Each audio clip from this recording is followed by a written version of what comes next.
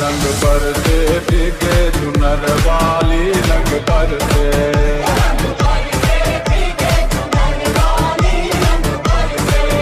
रंग बरसे भीगे चुनर वाली रंग बरसे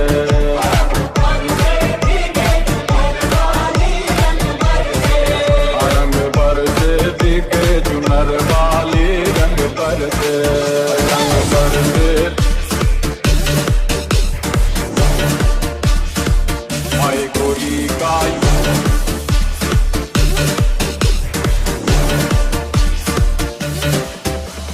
सोने की थाली में जो ना परोसा सोने की थाली में जो ना परोसा सोने की थाली में जो ना परोसा आए गोरी का याद बलम बरसे रंग बरसे ओ रंग बरसे भीगे चुनर वाली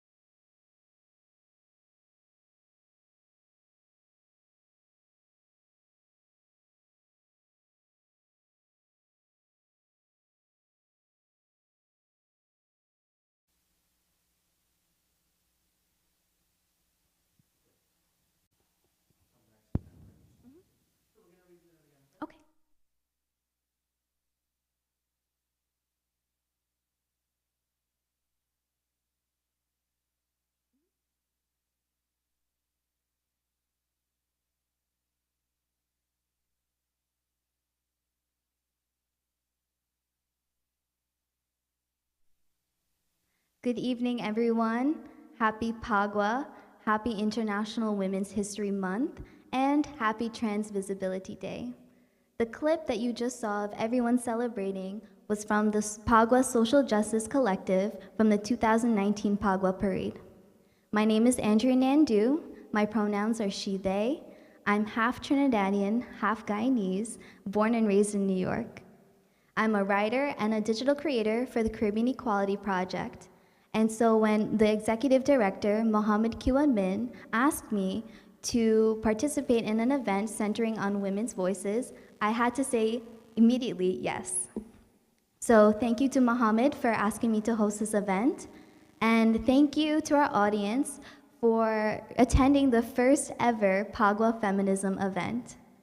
We all know Phagwah to be a vibrant celebration of spring, of new beginnings, and the triumph of good over evil.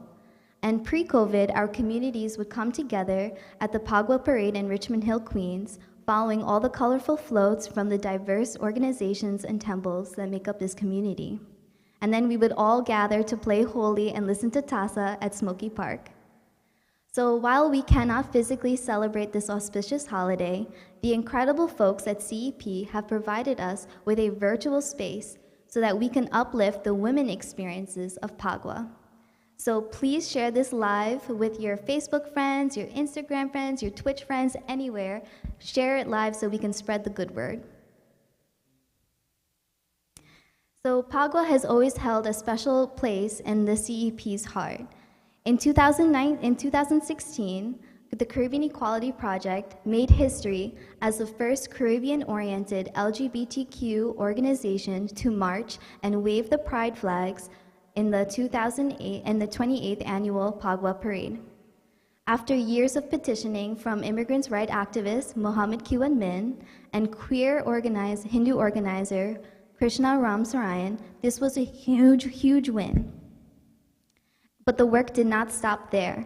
In 2019, the CEP founded the Phagwah Social Justice Collective, a coalition of progressive, community-based social, gender, and LGBTQ rights organizations and faith-based institutions. The mission is to facilitate a positive shift in our cultural landscape of the South Queens, Indo-Caribbean, and South Asian spaces. The purpose of this collective and tonight's event is to create inclusivity, to reject anti-immigrant narratives, and to resist systemic gender and sexual violence. We all want to live in a safer and accepting neighborhoods. And in that same breath, I would like to call out this national crisis that is happening to our Asian and Asian Pacific Islander communities. They're experiencing hate in our own neighborhoods and discrimination, and only together will this stop. So currently, as previously said, tonight's event is not only to uplift the voices of the women in our very own community, but to educate ourselves so that we can all do better for one another. So together, we will learn a unique perspective of the history and future of Phagwah, watch amazing cultural performances by Auntie Esther John Ramdeen, Kajal Ji, Pratima K. Dubey, Sundari the Indian Goddess, United Madrasi Association, the Tarang Dance Troupe, and the Natraj Center for Performing Arts. And stay tuned to hear from our incredible panelists. You're not going to want to miss it. So before the program begins, we would like to pay our respects to all the women and gender-expansive people we've lost to COVID-19, suicide, gender-based violence, and natural causes within the last year. CEP would like to specifically honor these powerful women in their communities. Rest in power, Sita Pandey, and rest in power, Rita Prasad. If you would like to honor someone that you've lost this year, you can write their name in the comment section at this time.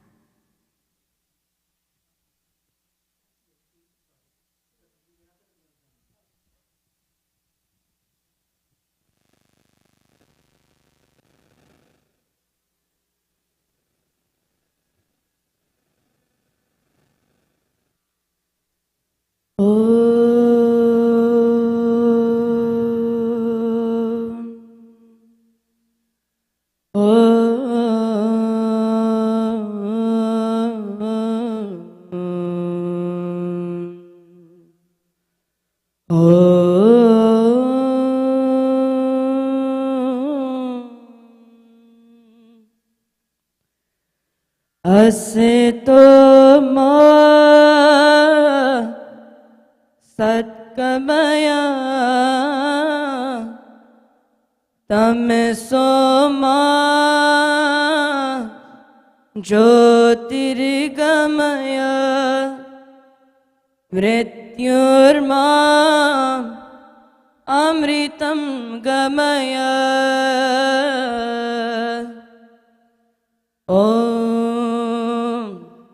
Shanti, Shanti, Shanti, Om.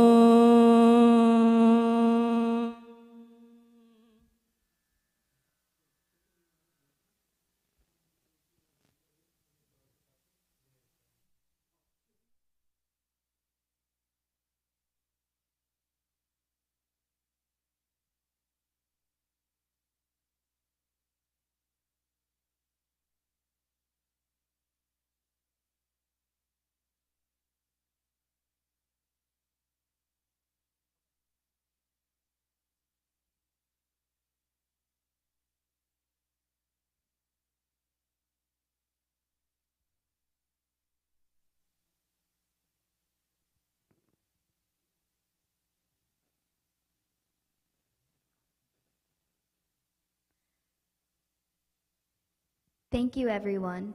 Now please join me in welcoming Hindu priestess Pratima K. Dubey of Sri Devi Arts and activist Aminta Kilwan Narayan, the founder and director of the South Queens Women's March, who will give their perspectives on the history and future of Phagwah through a feminist and social justice lens. Thank you. Namaste. And namaste means the divine light within me recognizes, acknowledges, validates, and respects and mirrors the energy that resides within you. So to my host this evening, namaste. To my sister Aminta, namaste. And to everyone here, namaste. And Shubh Phagun, or as our Guyanese ancestors would say, Happy Holi or Happy Phagwah. So I was asked today to give you a brief history on Phagun, Holi or Phagwah, from a philosophical or spiritual or religious point of view. So, typically the definition of Phagwah or Holi is a celebration of spring or the spring equinox. The dressing up and throwing of color commemorates the legend of Prahalad, who was commanded by his father, the demon king, Hiranyakashipu, to worship him as a god. But as the story goes, Hiranyakashipu and his sister Holi were both blessed with boons of immense power. And they were blessed with these boons from the creator, Brahma. And with great power comes great ego in some situations. And though Hiranyakashipu prayed to God to achieve boons that he believed to make him immortal, it was his own power, his own abhiman, his own ego that made him falsely believe that he is a god. And with this false and limiting belief, he started to rain terror on everyone within his community, within his household. The same gods that he prayed to, he turned around and he tried to capture them and make them his own prisoners. But Hiranyakashipu has a son, or had a son, by the name of Prahalad. And Prahalad, from a little boy, saw God in everything. Even in his father, he saw Vishnu Bhagwan, the cosmic sustainer. So the boon that Hiranyakashipu prayed for was that he should not be killed by man or God. He should not be killed in the morning or in the evening. He should not be killed. Do you remember what other parts of the story there is, Aminta?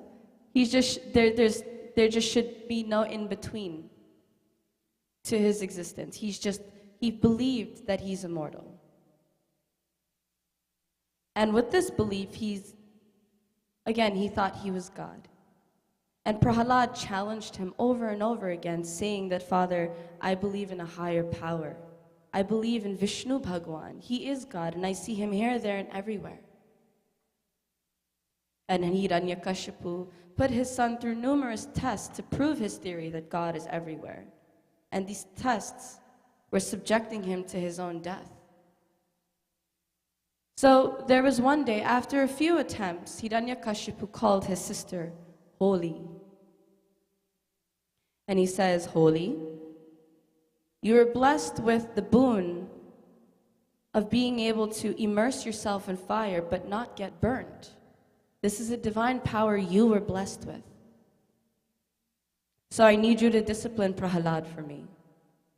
He thinks that there is a higher God than me. And if that's the case, he needs to be removed. And so Holi, being manipulated by her brother to misuse her power, to destroy the life of an innocent boy, when Prahalad sits on her lap and she invokes Agni, the cosmic fire, instead of Prahalad being burned, Holi was burned. But while she was being burned, she's asking God, you've deceived me, you've lied to me.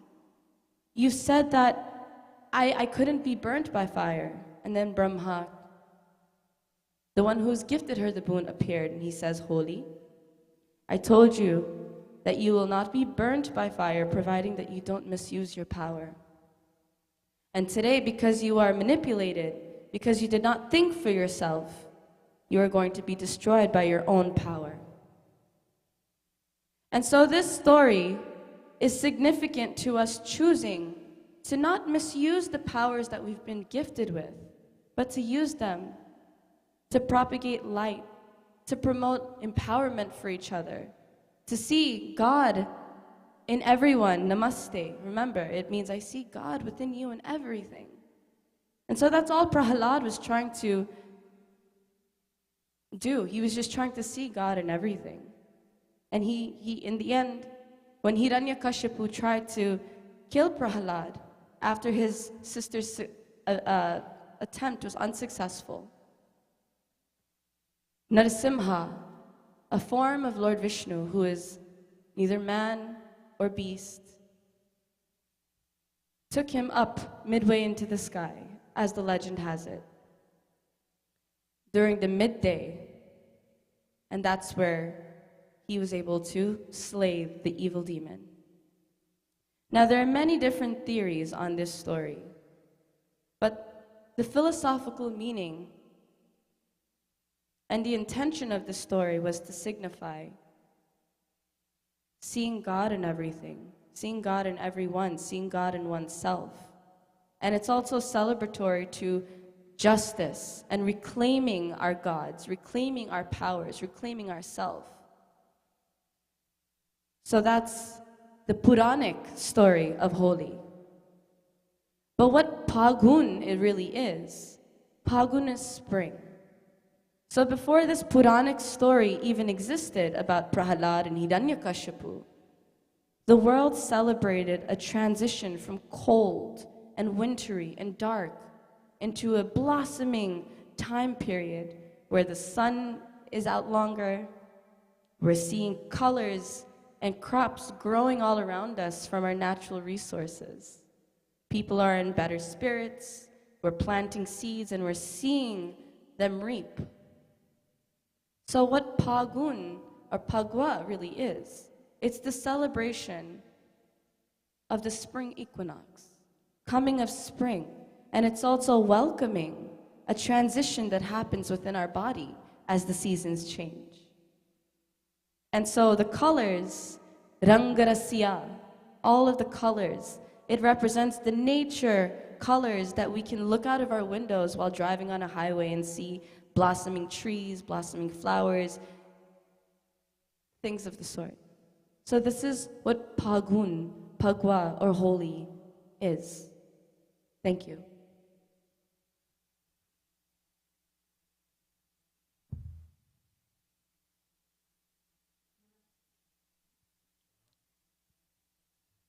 Namaste. Namaste, everyone. Salam, Sastri Akal, Shalom, and good evening, and happy belated Phagwah, happy belated Holi. So I am Aminta Kilawan Narayan. I am founder and director of South Queens Women's March. I'm also co-founder of Sadhana Coalition of Progressive Hindus. I'm a community organizer by passion, a lawyer by profession, a writer for the West Indian newspaper, and for Brown Girl magazine. So I was asked to share what my favorite part of Phagwah is, and I will say that my favorite part after playing Phagwah itself is the day after, when I used to go to school and find that random color in the back of my ear that I forgot to wash off, and feeling really cool about that. The secret that my classmates, who always thought I was the class dweeb, couldn't understand. I felt like I had something on them by having that little piece of abrak behind my ear. So that's one of my favorite parts. And also, obviously, my mom's aloo curry and dal puri and sweet rice and gulgula and all that good stuff. So what does Phagwah mean to me as an individual? It's a way in which I pay respect to my ancestors and their traditions.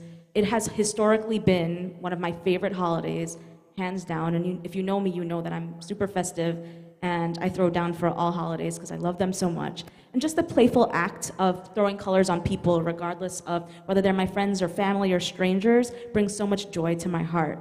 It also reminds me of how much my people had to struggle to retain their identity and their faith, and how remarkable it is that Caribbean Hindus have been able to retain that tradition to this day. I will say, though, that a few years ago, I had to actually start to rethink my celebration of Phagwah. I'll also say that sometimes ignorance is bliss, and I read an article by a Dalit rights organization that truly had me broken about how to move forward with regard to my own playing of Phagwah. You know, when you watch a show as a child, and then you watch it back as an adult, and you see, oh my gosh, I missed so many subliminal messages. That's kind of how I felt when I started to think about the Phagwah story that my sister Fatima just relayed to you all. So this story is what's emblematic of the good over evil. This is where we get that Phagwah is synonymous with the triumph of good over evil. The self-centered king Hiranyakashipu, as my sister mentioned, was so fixated on taking down his son because his son wouldn't worship him the way he wanted to, because he was such a devotee to Lord Vishnu, to Narayan. So he tasked his sister, Holika, who, to be honest, in growing up, Holika was always portrayed to me as a demoness, as somebody that was evil. That is how she was portrayed. She was ultimately burned, right, where Prahalad was saved. And there have been historical elements to indicate that Holika herself may have been emblematic of a Dalit Bahujan woman, a lower caste woman. Someone, again, who was portrayed as a demonist, promiscuous, evil, immoral, as compared to her Brahmin counterparts, who are more emblematic of purity, of morality, of chastity. I have also read that there have been times where the festival of Holi has been used to sexually abuse lower caste women, also as an excuse for young boys to line up rows of young girls and douse them with water while they wear thinly veiled saris, and making that a spectacle for community members.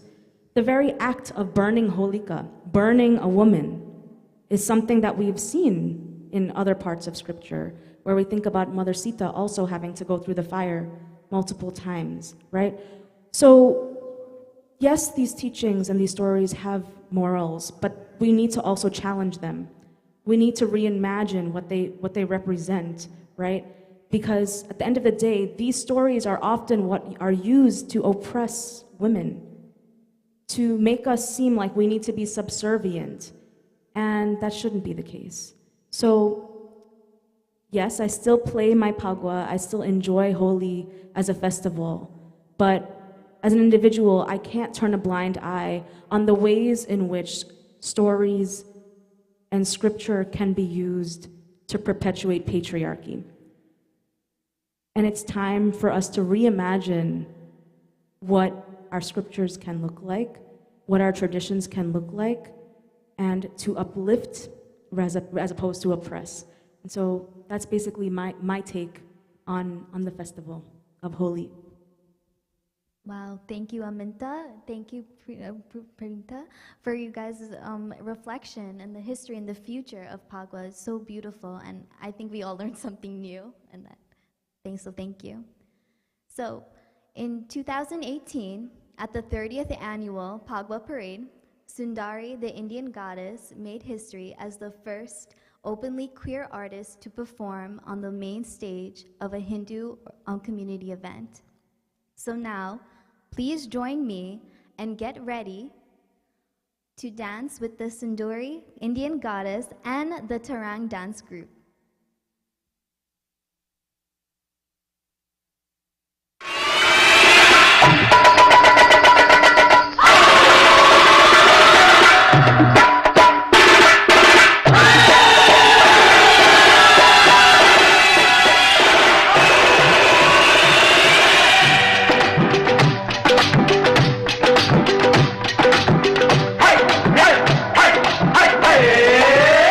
Holy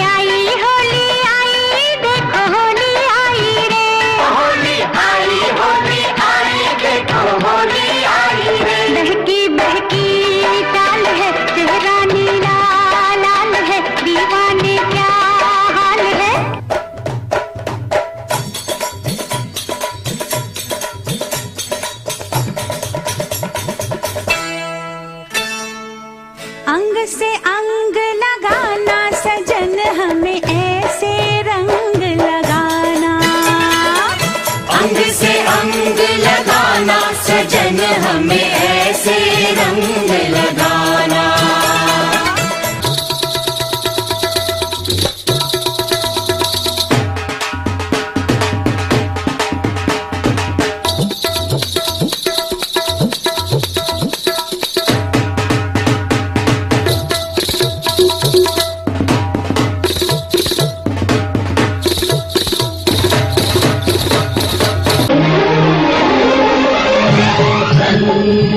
लाल पीला पीला हरा नीला नीला,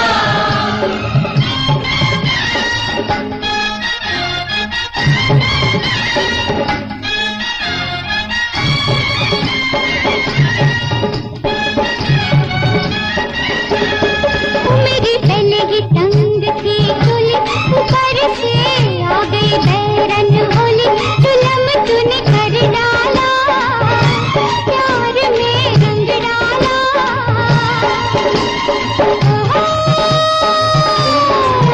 मैं तो sir से पानी पानी होली, हो तुझे सिलवा दूंगा नई चोली के अब तू 16 बरस की होली, जुलम तूने कर डाला, प्यार में रंग डाला। ओ हो,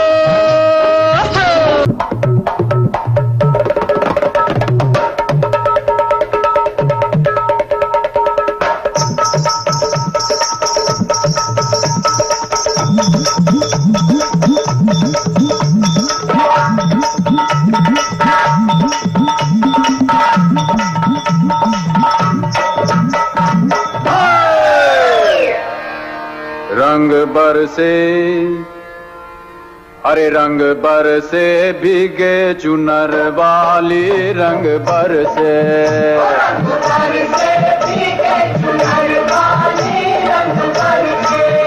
रंग बरसे भीगे चुनर वाली, रंग बरसे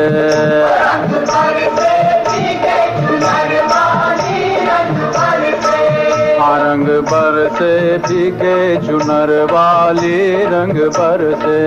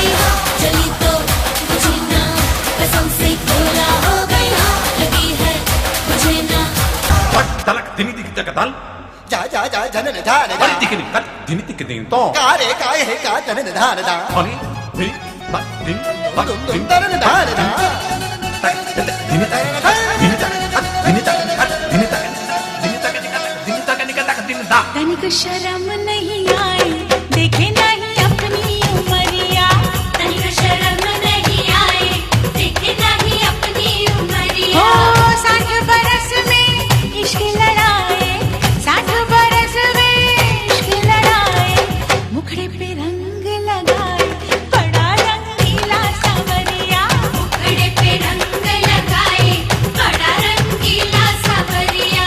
चुनरी पे डारे अमीरा अवध में,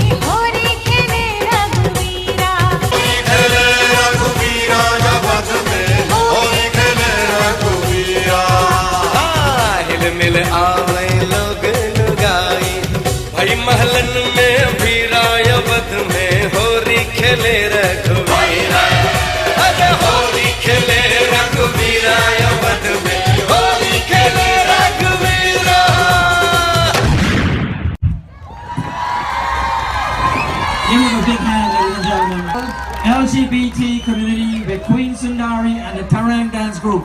Please give them a big hand for that beautiful dance.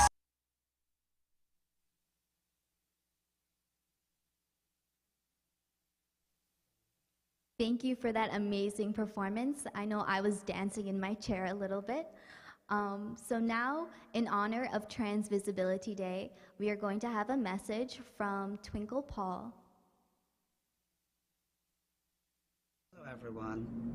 As we observe International Transgender Day of Visibility, let us take the time to celebrate our visibility and existence with every piece of resistance. We're still surviving a global pandemic and fighting the epidemic of violence against Black and brown trans people, immigrants, and sex workers. Regardless of our challenges, we dedicate our time to love, care, and support each other. I am grateful for the opportunity to have worked with some of the most outstanding leaders. Today, I would like to uplift the work of every one of us, those of us who are visibly living our truth, those of us who are afraid to stand in our truth. I would like to uplift the lives of our Black trans sibling whom we've lost to violence, our ancestors Marsha P. Johnson and Sylvia Rivero. On this day, I urge us to strengthen our movement nationally and globally, network with each other, share knowledge and resources, unite, and push back against every form of oppression, violence, and harm in our community. And most importantly, be unapologetically you. Black, brown, trans, bold, resilient, beautiful, and visible. Happy Trans Visibility Day.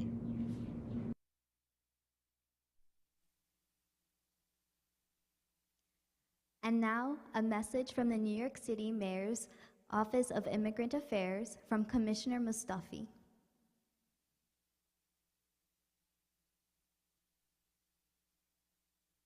I am Bita Mustafi, Commissioner for the New York City Mayor's Office of Immigrant Affairs, and I'm so excited to welcome you to this wonderful celebration of Phagwah, Holi, and Women's History Month. And during a difficult time and moment for ourselves, our families, and our communities, what an incredible way to come together, having a very intentional gender justice lens, feminist, and migration perspectives through our conversations and celebrations. I want to particularly thank our partners who have helped make this event possible, but also who partner with us throughout the year to do incredible work in the communities. The Caribbean Equality Project, Sadhana, a coalition of progressive Hindus, Depressed Black Gay Men, Shidiva Arts, Sri Shakti, Mariama Temple, South Queens Women's March, Tarang Dance Troupe, the Shakti Mission, and the United Madrasa Association for helping to put this forum together. I also want to remind our fellow New Yorkers that it's so important to know that when it's your turn, please get your COVID-19 vaccine.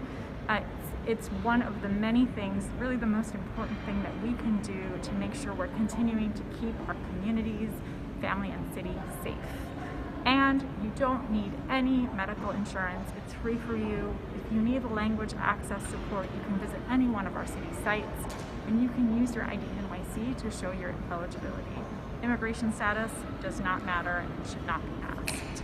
So thank you so much for participating in this important celebration. Happy Phagwah, Holi, and Women's History Month to all of you. Thank you, Commissioner, for that message. And now for another warm message from the New York City Commissions on Human Rights, Commissioner Malaleus. Hi, I'm Carmelyn P. Malalas, Chair and Commissioner of the New York City Commission on Human Rights. We have gathered on this Holi to celebrate the arrival of spring, a time for renewal and the blossoming of new life. It's been a difficult time as all of our communities have grappled with the grief, loss, and violence this past year. The challenges of the pandemic have been unlike anything we've experienced before. Asian women have faced misogynistic, racist, and xenophobic violence and street harassment. Recently, the pervasive reality of gender-based violence was made evident in the heartbreaking murders of 6 Asian women in Atlanta. I'm also reminded of the violence against LGBTQ, Indo-Caribbean, and Caribbean women, which makes International Transgender Day of Visibility, the day we commemorate today, all the more urgent. But we are strong, we are resilient, and thanks to the work of the Caribbean Equality Project, the experiences of LGBTQ, Indo-Caribbean, and Caribbean communities are finding new light and recognition. This Holi calls upon us to work towards new beginnings.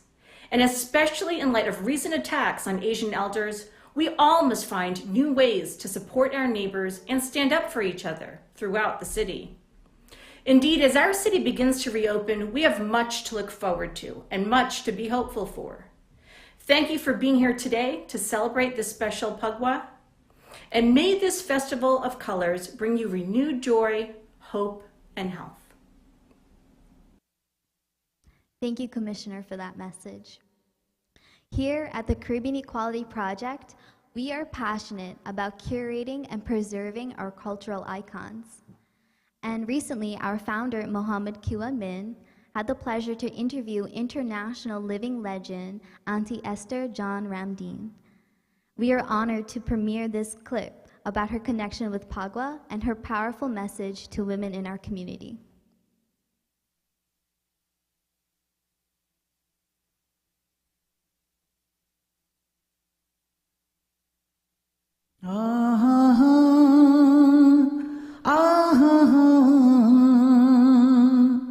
प्रभु जी सुख का सागर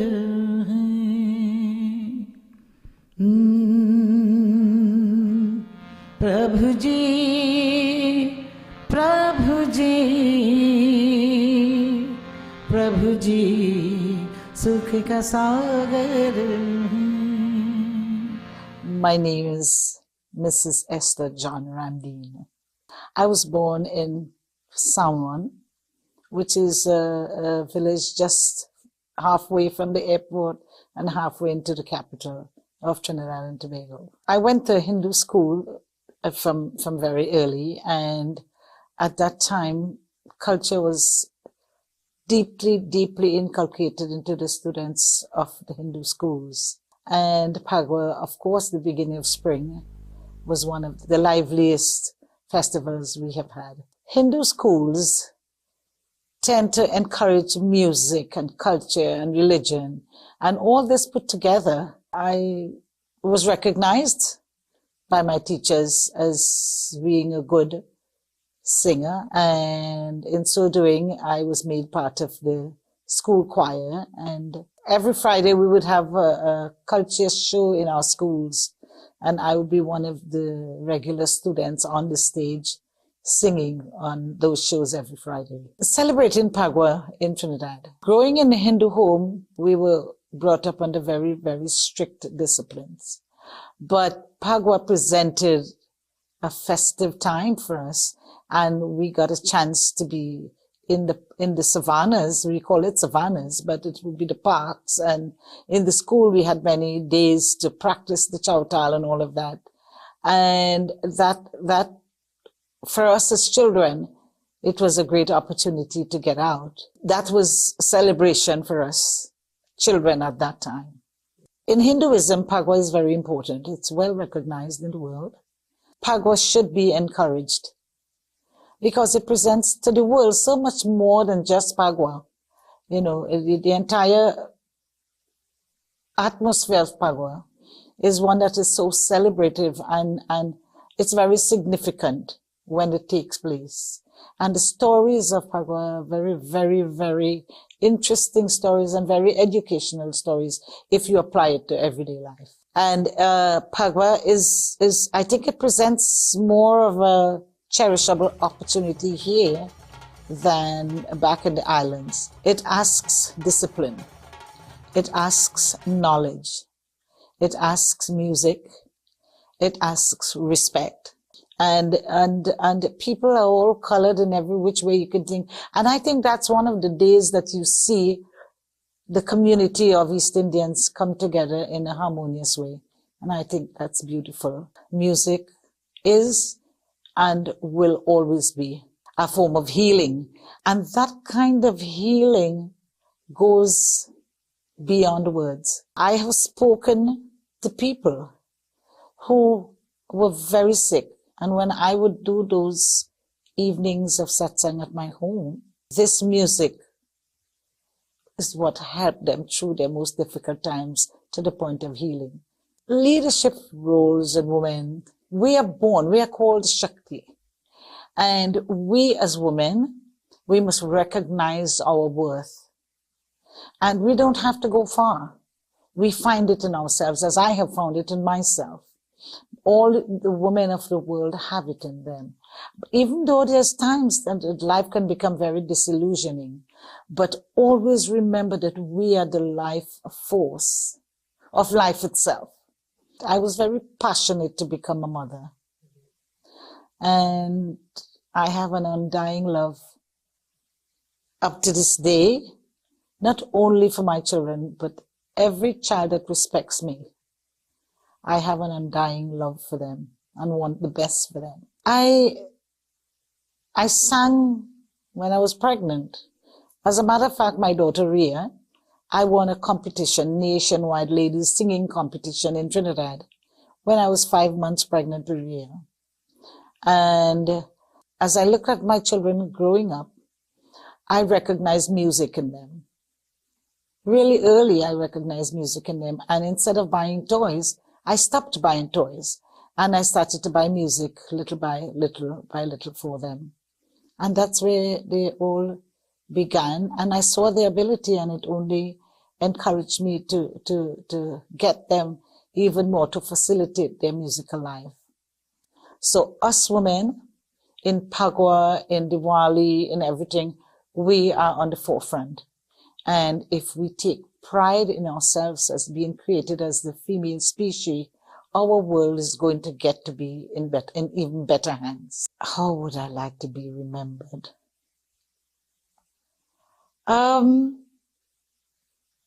That I meant something to my world, that I served my world, that I affected lives of many, and that I would have left a legacy in place that would affect the lives of not only my children and grandchildren and my nannies, but many, many more.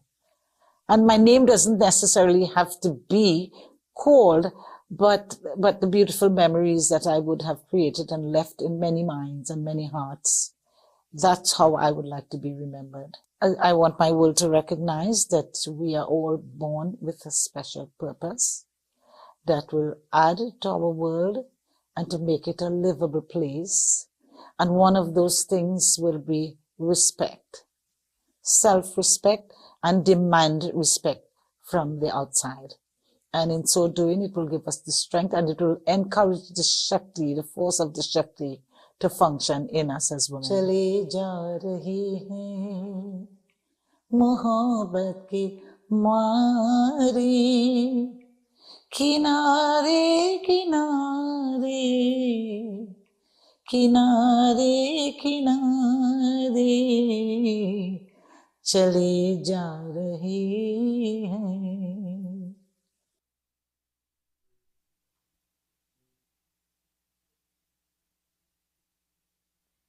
Wow, thank you, Auntie Esther, for those powerful words. And while I let your message settle with me personally, it was so beautiful. I would like to invite you all to share this powerful event with you, and make sure you share it live on Facebook, on Instagram, and help share the word. So let's watch Auntie Esther live in action, and let's see a beautiful performance. Odia में उड़ी रे गुलाब कयूरी मंगे जर से रे होलिया में उड़े रे गुलाल कयोरी मंगे जर से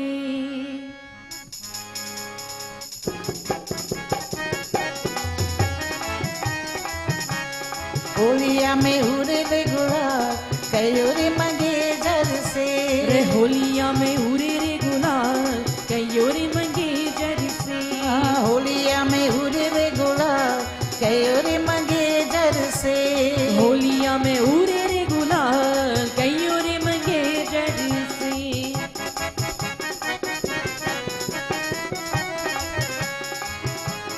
मारी मंगेतर चुरलवाली मारी मंगेतर चुरलवाली मारी मंगेतर चुरलवाली ओ मारी मंगेतर चुरलवाली गलिया वालो रे नवा कयो रे मंगेतर से गलिया वालो रे नवा कयो रे मंगेतर से गलिया वालो रे नवा कयो रे मंगेतर से गलिया वालो रे नवा कयो रे मंगेतर से होलिया में उड़े गुड़ा कयो रे मंगेतर से होलिया में उड़े रे गुलाल कयो रे मंगेतर से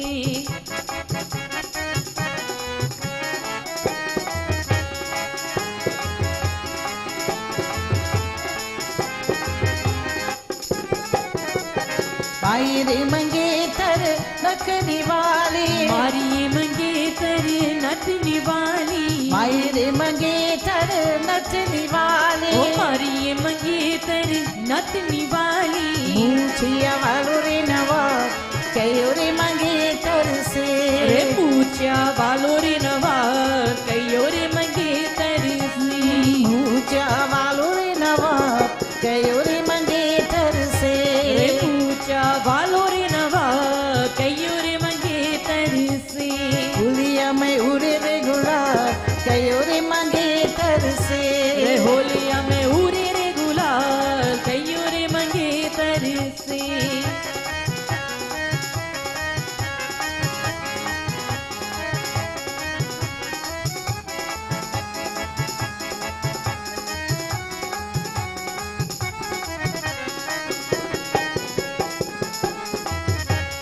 माई रे मंगेतर पायल वाली मारी मंगेतर पायल वाली माई रे मंगेतर पायल वाली मारी मंगेतर पायल वाली धोतिया वालो रे नवा कयो रे मंगेतर से रे तोतिया वालो रे नवा कयो रे मंगेतर से धोतिया वालो रे नवा कयो रे मंगेतर से रे तोतिया वालो रे नवा कयो रे मंगेतर से होलिया में उड़े रे गुलाल कयो रे मंगेतर से रे होलिया में उड़े रे गुलाल कयो रे मंगेतर से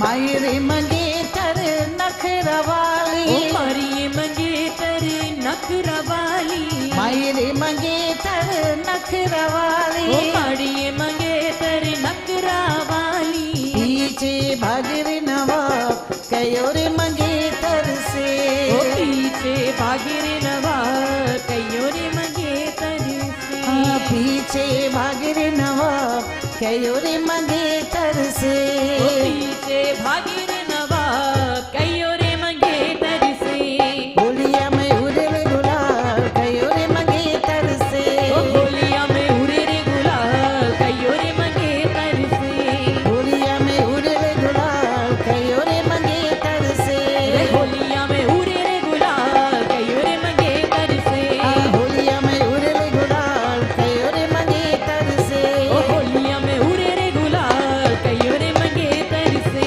कयो रे मंगेतर से ओ कयो रे मंगेतर से कयो रे मंगेतर से ओ कयो रे मंगेतर से होलिया में उड़े गुलाल कयो रे मंगेतर से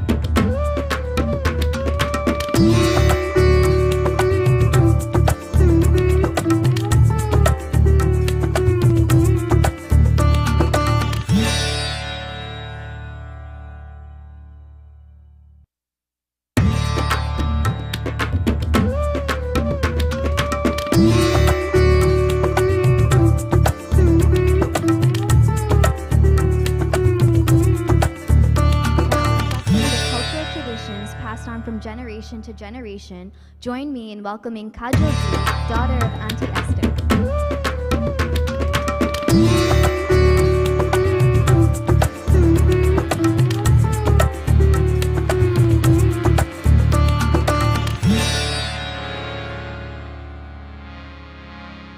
धैया पी गई, धैया पी गई, सारा रर रा रा रा, रात शाम सपनी में आई।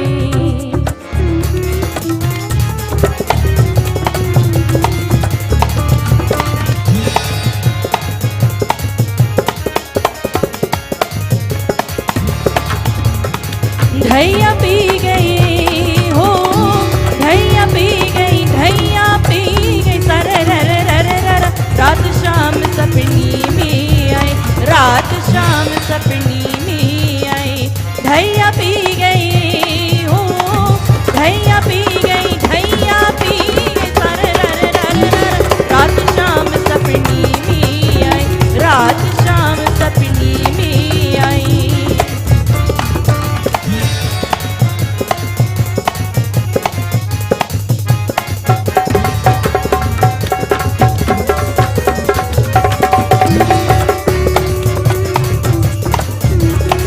जब शाम मेरी मटकी बोरी, मटकी बोरी,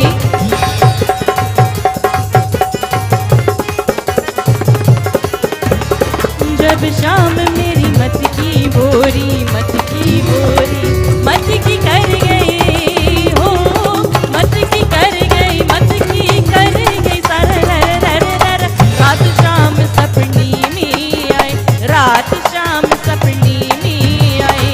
धैया पी गई हो, धैया पी गई, धैया पी गई, सर रर रर रर, रात शाम सपनी में आई।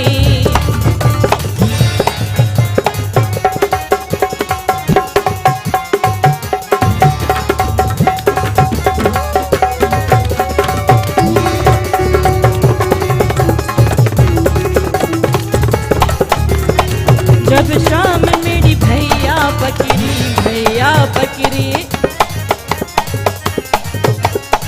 जब शाम मेरी भैया बकरी, भैया बकरी, भैया कर गई हो, भैया कर गई, भैया कर गई, सर रर रर रर, रात शाम सपनी में आई, रात शाम सपनी में आई।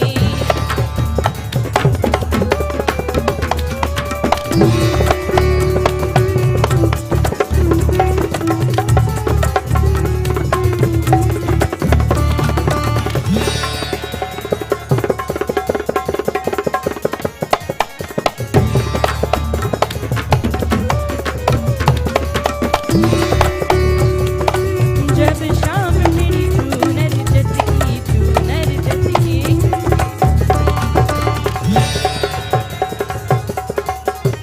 हो जब शाम मेरी चूनर जचकी, चूनर जचकी, चूनर उड़ गई हो, चूनर उड़ गई, चूनर उड़ गई, सर रर रर रर, रात शाम सपनी में आई, रात शाम सपनी में आई। धैया पी गई हो, धैया पी गई, धैया पी गई, सर रर रर रर, रात शाम सपनी में आई, रात शाम सपनी में आई, रात शाम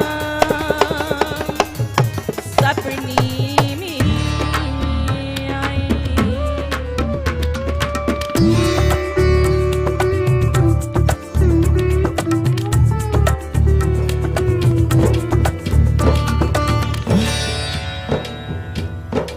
अरे जो जी में आए, अरे जो जी में आए, तुम आज कर लो, चाहो जिसे इन बाहों में भर लो।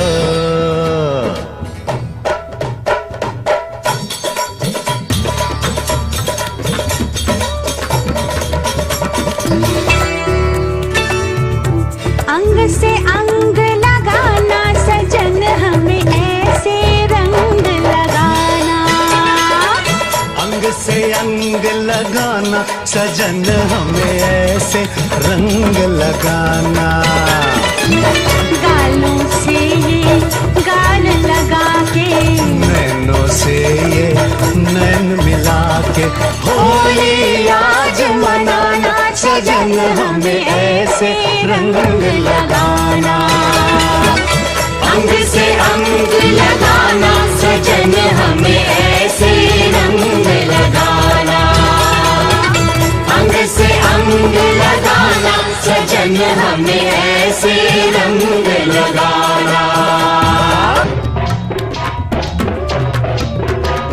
होली रे होली रंगों की डोली आई तेरे घर पे मटकों की टोली।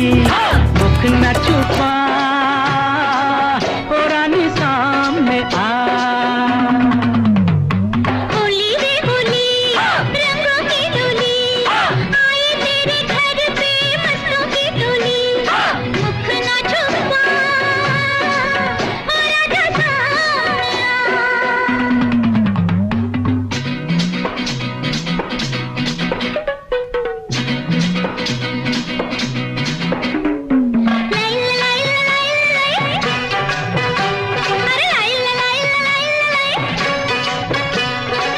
जान ना पहचान अरे मैं तेरा मेहमान। हाय रे जान ना पहचान अरे मैं तेरा मेहमान। काहे मारी पिचकारी तूने बेईमान। हाय रे हाय रे हाय रे हाय। जान ना पहचान अरे मैं तेरा मेहमान। काहे मारी पिचकारी तूने बेईमान।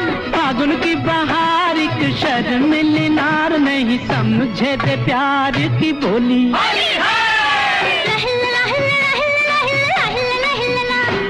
होली रे होली रंगों की डोली अरे आई तेरे घर पे मस्तों की टोली।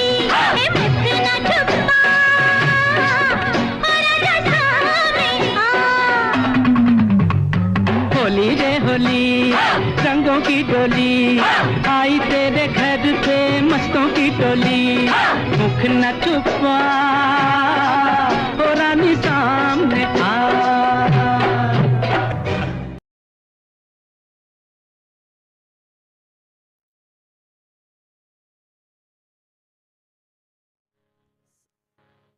Sorry for the technical difficulties. We're gonna try this one more time.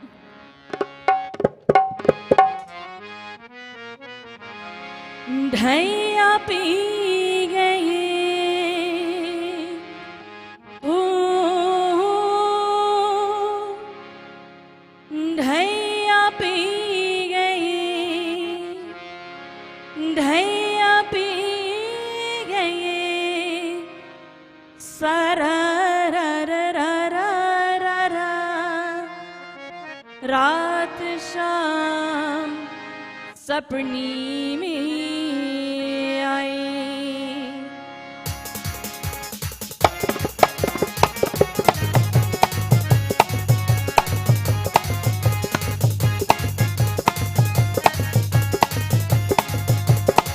धैया पी गई हो, धैया पी गई, धैया पी गई सारे रात शाम सपनी में आई, रात शाम सपनी में आई।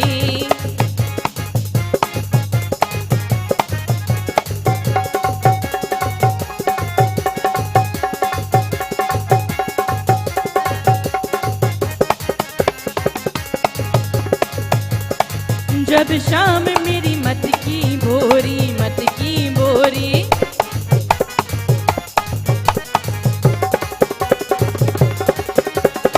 जब शाम मेरी मटकी बोरी, मटकी बोरी, मटकी कर गई हो, मटकी कर गई, मटकी कर गई सारे रात शाम सपनी में आई, रात शाम सपनी में आई। धैया पी गई हो, धैया पी गई, धैया पी गई सारे रात शाम सपनी में आई।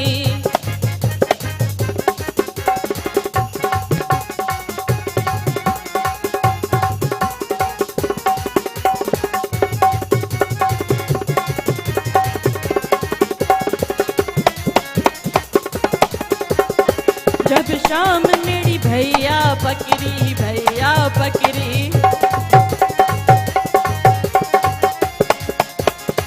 जब शाम मेरी भैया पकड़ी भैया कर गई हो भैया कर गई सर रात शाम सपनी में आई रात शाम सपनी में आई भैया पी गई हो भैया पी गई सर रात शाम सपनी में आई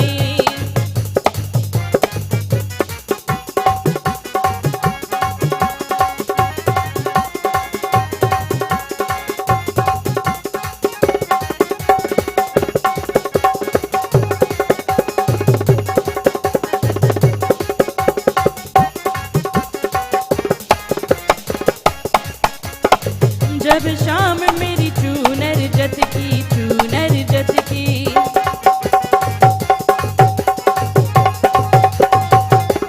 हो जब शाम मेरी चूनर जत की चूनर उड़ गई हो चूनर उड़ गई सर रात शाम सपनी में आई रात शाम सपनी में आई भैया पी गई हो भैया पी गई सर रात शाम सपनी में आई रात शाम सपनी में आई रात शाम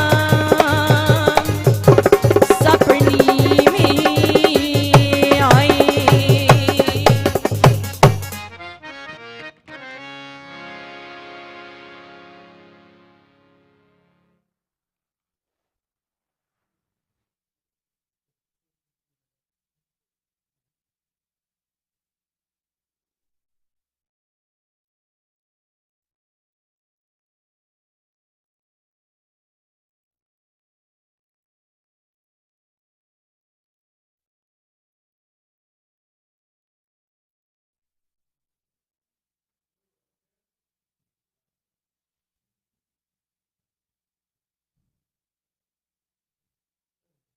Thank you for that amazing performance. Thank you.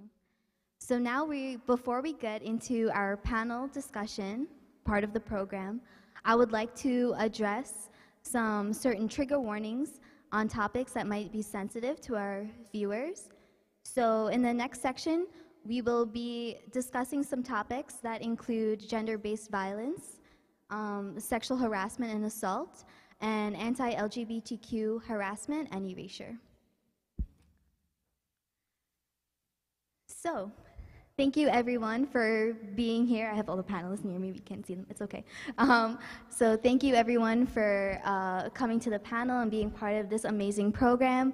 I can't wait to hear our questions and what you guys have to say. So before we do that, would you guys please introduce yourselves, give us your pronouns, and just real quick, I know Aminta shared her part, but real quick, what is your favorite part of Phagwah?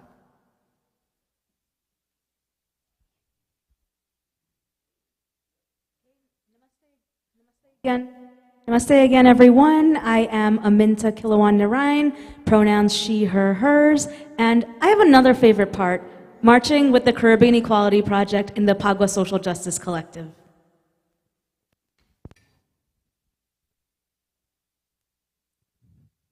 Hi everyone, my name is Sundari the Indian Goddess, pronouns she, her, drag queen, Indo-Caribbean drag activist, and my favorite part of Phagwah is being visible in our Caribbean community, being visible on the streets of Richmond Hill, Queens, marching down Liberty Avenue, in the Phagwah parade, enjoying and celebrating and bringing joy to our LGBTQ individuals.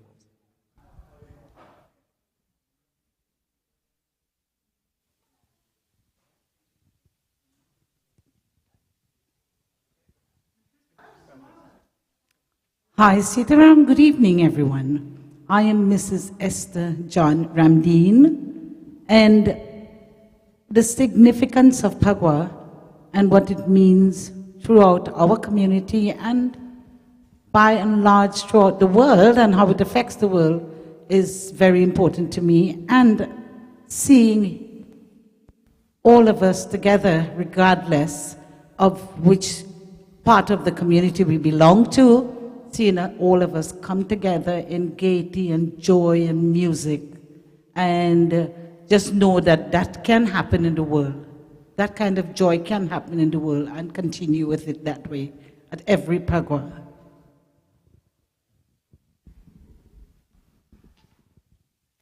Om Shakti. My name is Anastasia Singh, and my pronouns are she, her, hers. My favorite part about Phagwah is the idea of rejuvenation and the idea of putting the past behind the past while we look forward to the future. Being able to play with different colors and being able to share this joy and this wonderful celebration with the folks around you, regardless of if they're friends, families, or strangers, to me was always one of the best experiences about this festival. Namaste, Suswagatam, and good evening. My name is Pandita Pratima Kushmani Dubey, and I'm a representative of Sri Devi Arts. I'm the founder of Sri Devi Arts. I'm also the resident Pandita for Sadhana Coalition of Progressive Hindus, and I am a beloved volunteer for Caribbean Equality Project.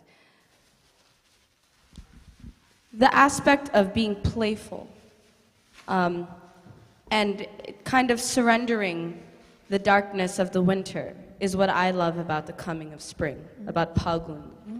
Every holy song we ever hear, it's the one word, kele, is always in a holy song.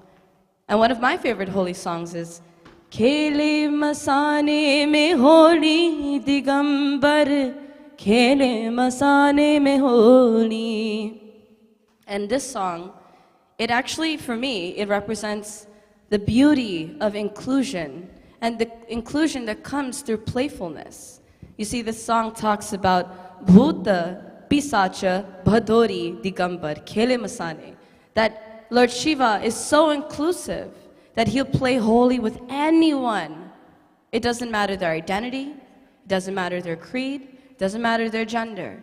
All Lord Shiva wants to do is Kele Masane me holi. And for me, that message is to see light and love and color in every individual, to see God in every individual, and that for me is the transformative justice of holy. Awesome. So I guess my first question will be to Aminta.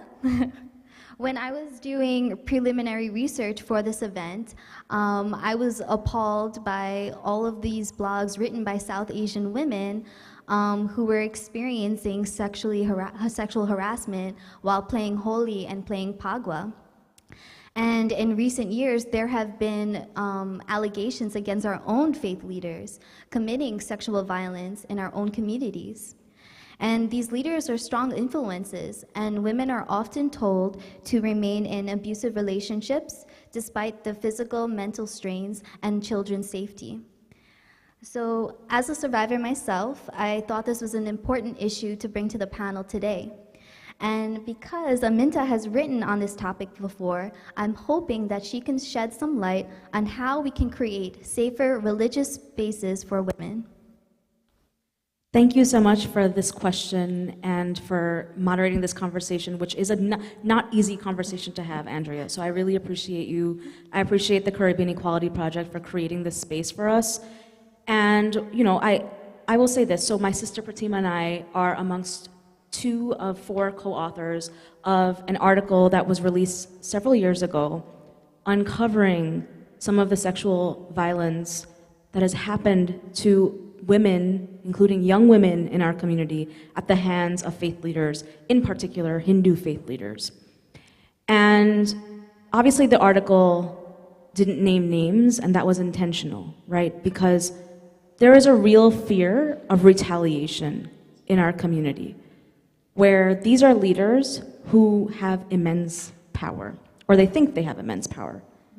And it is up to us to take that power into our own hands and to be the leaders that we want to see. And as cliche as that may sound, we have to think about who our leaders are. Who are we celebrating and revering as our leaders? Are we uplifting individuals like, for instance, my sister Pratima Dubey, who is a female queer priestess, right? What does it look like to shift the narratives and to wholeheartedly accept that leadership must change in our community? I'll also say that power remains in the same hands for a reason. And we saw this happen, right, with the Catholic Church, where it took a lot of people to come together to find that strength to say, no, we're not gonna tolerate this anymore. Even though this is an institution that is well-resourced, we are not going to accept this sexual violence. It should not be that a faith leader abuses and exploits their power behind closed doors while they're celebrated and artied in public, right? That shouldn't be the case.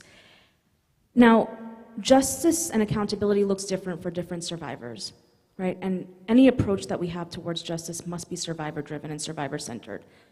So what does that survivor want? What does that survivor see as his or her form of justice? How do we ensure that there's also restorative justice? Because we know that the carceral system doesn't serve Black and brown people. So what are we doing to have these conversations to ensure that there is safety in our faith institutions? I just want to make a plug. So South Queens Women's March, my organization, we created an interfaith toolkit to combat gender-based violence in our communities, and it's right here. And we consulted with various faith leaders to actually indicate in here where our scriptures can support feminism. Because for too long, scriptures, and this is not just with regard to Hinduism, but with regard to all major faiths and religions, the scriptures are used to justify patriarchy and oppression. What are we doing to turn that on its head and to provide faith leaders with the tools they need? Because oftentimes they are the de facto counselors in situations of violence, including domestic violence and intimate partner violence and gender-based violence. They're the ones because we don't have adequate access to mental health resources. So what are we doing to equip them with the tools so that they respond in an informed way, as opposed to continuing to use scriptures to perpetuate violence, whether overtly or covertly? It happens. And so we want to make sure we're providing the tools for faith leaders to be that change. Love it. I love it. I love your answer. And I guess to follow up with that, religion creates a sense of community. And we all know that community starts in the home. And I was taught that before you bow to God, you bow to your parents first. So do you have any advice for parents or guardians to create safer spaces in their own homes? Yeah, so that's a really valid question, and it's a loaded question. I would say that parents sometimes need to acknowledge that they are fallible, that they do have faults, that they don't always have all the answers, right? I think that's the first step. I think too often our family dynamics are such that the parents feel that they know everything, and it's a part of that hierarchy. But you can actually learn from your children too. It can go in multiple different ways, and also soliciting resources and advice when you know you can't handle a situation, or when you know that this is out of your hands, right? So being okay with accessing mental health and trauma-informed resources. Oftentimes in our community, it's taboo to access counseling and resources. People say, oh, you're crazy, you're mad, we don't want to access those resources, and they try to deal with it on their own hush-hush. They might go to their pundit, but this is not necessarily the way in which we actually will be able to heal.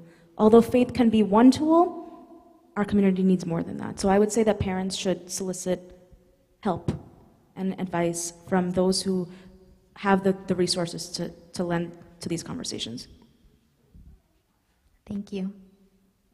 So, Sunduri, for 4 consecutive years, you have been the first and only drag artist to perform at the Phagwah Parade.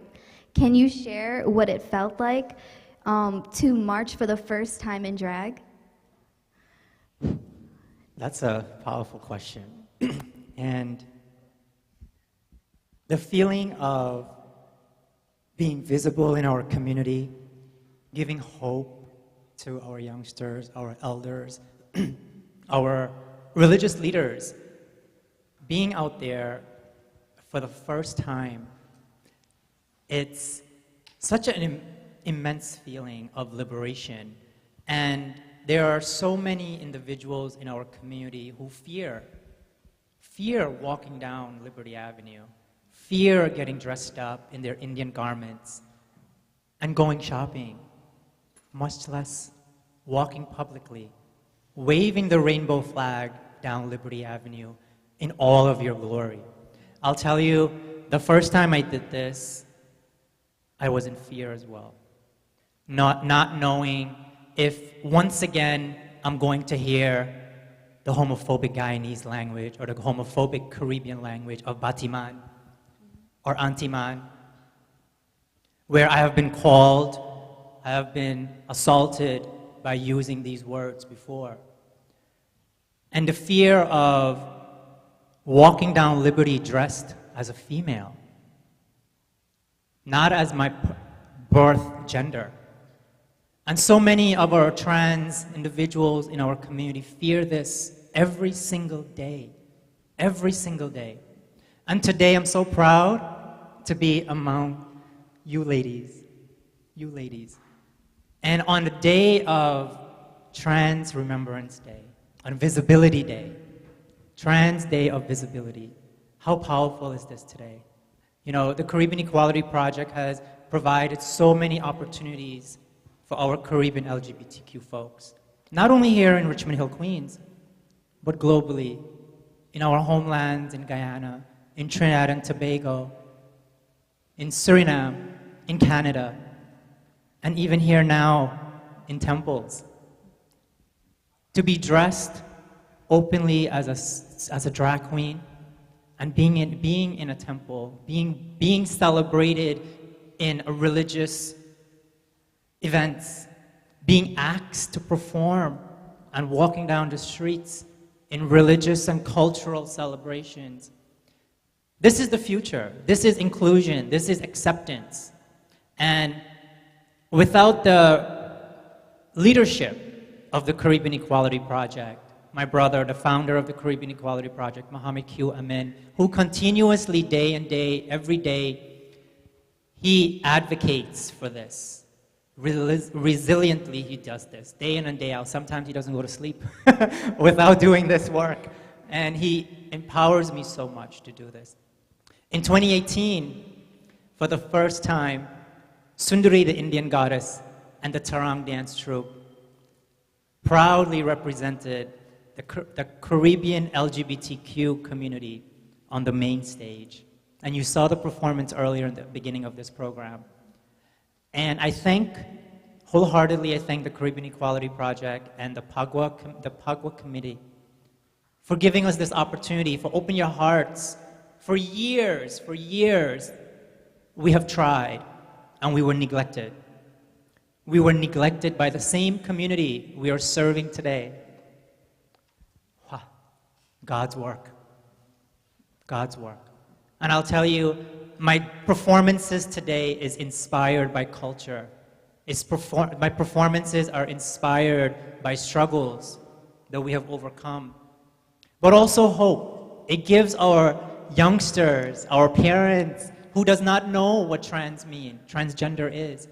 They don't know how to accept their child, whether he comes out to be gay, or she comes out to be a lesbian, or he comes out to be trans, and he doesn't feel as his birth gender male, but he feels he's a female. And today we get to see resilience in our community. We get to celebrate that. And we get to celebrate that with these beautiful ladies. So in performances in our LGBTQ community, there's still more work to be done. But we have made progress. In 30 years, imagine this. Imagine for 30 years, the rainbow flag have never been waved. Have never been waved down Richmond Hill, Queens, in the Phagwah parade. 30 years. Imagine that. Just not accepting. We cannot no longer accept that.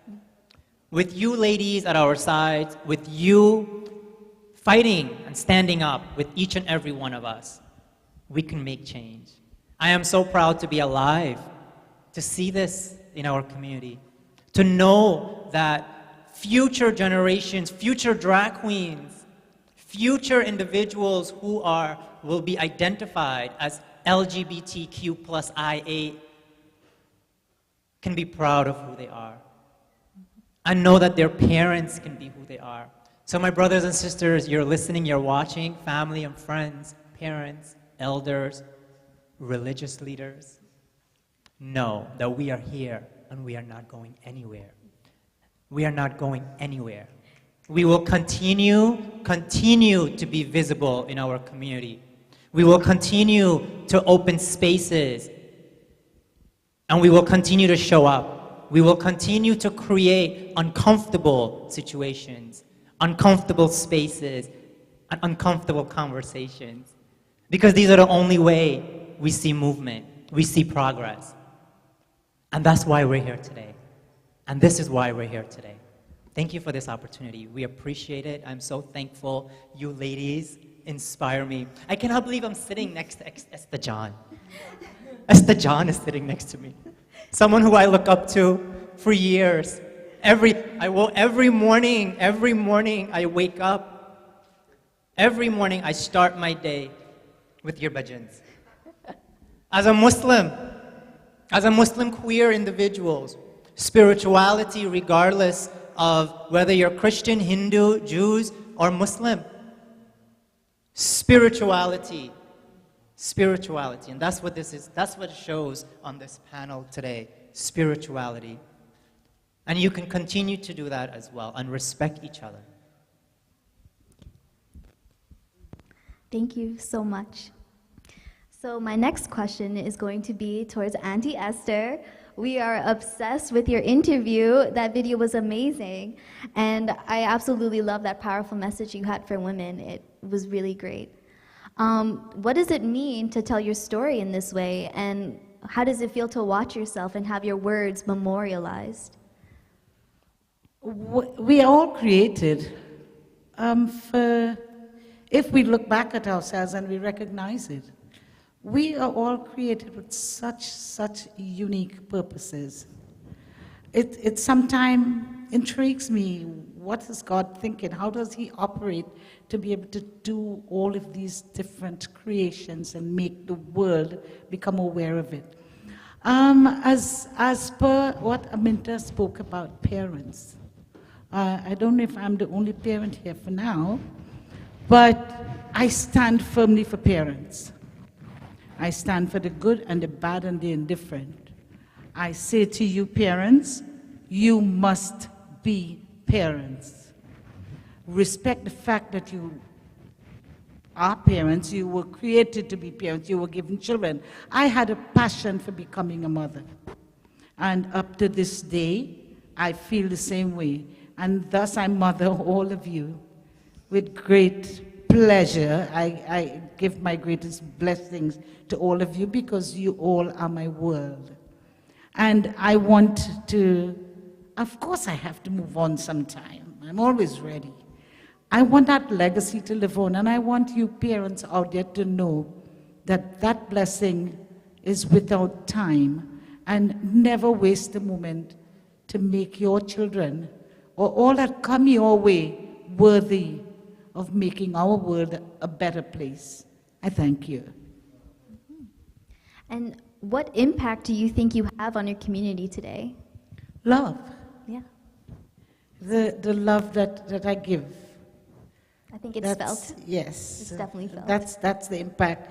And love must come from your being. And God has a strange way, or the superior powers have a strange way of making that very evident. We can't question it. We can't look for it. We just do as our hearts allow us to do. And the rest is out there.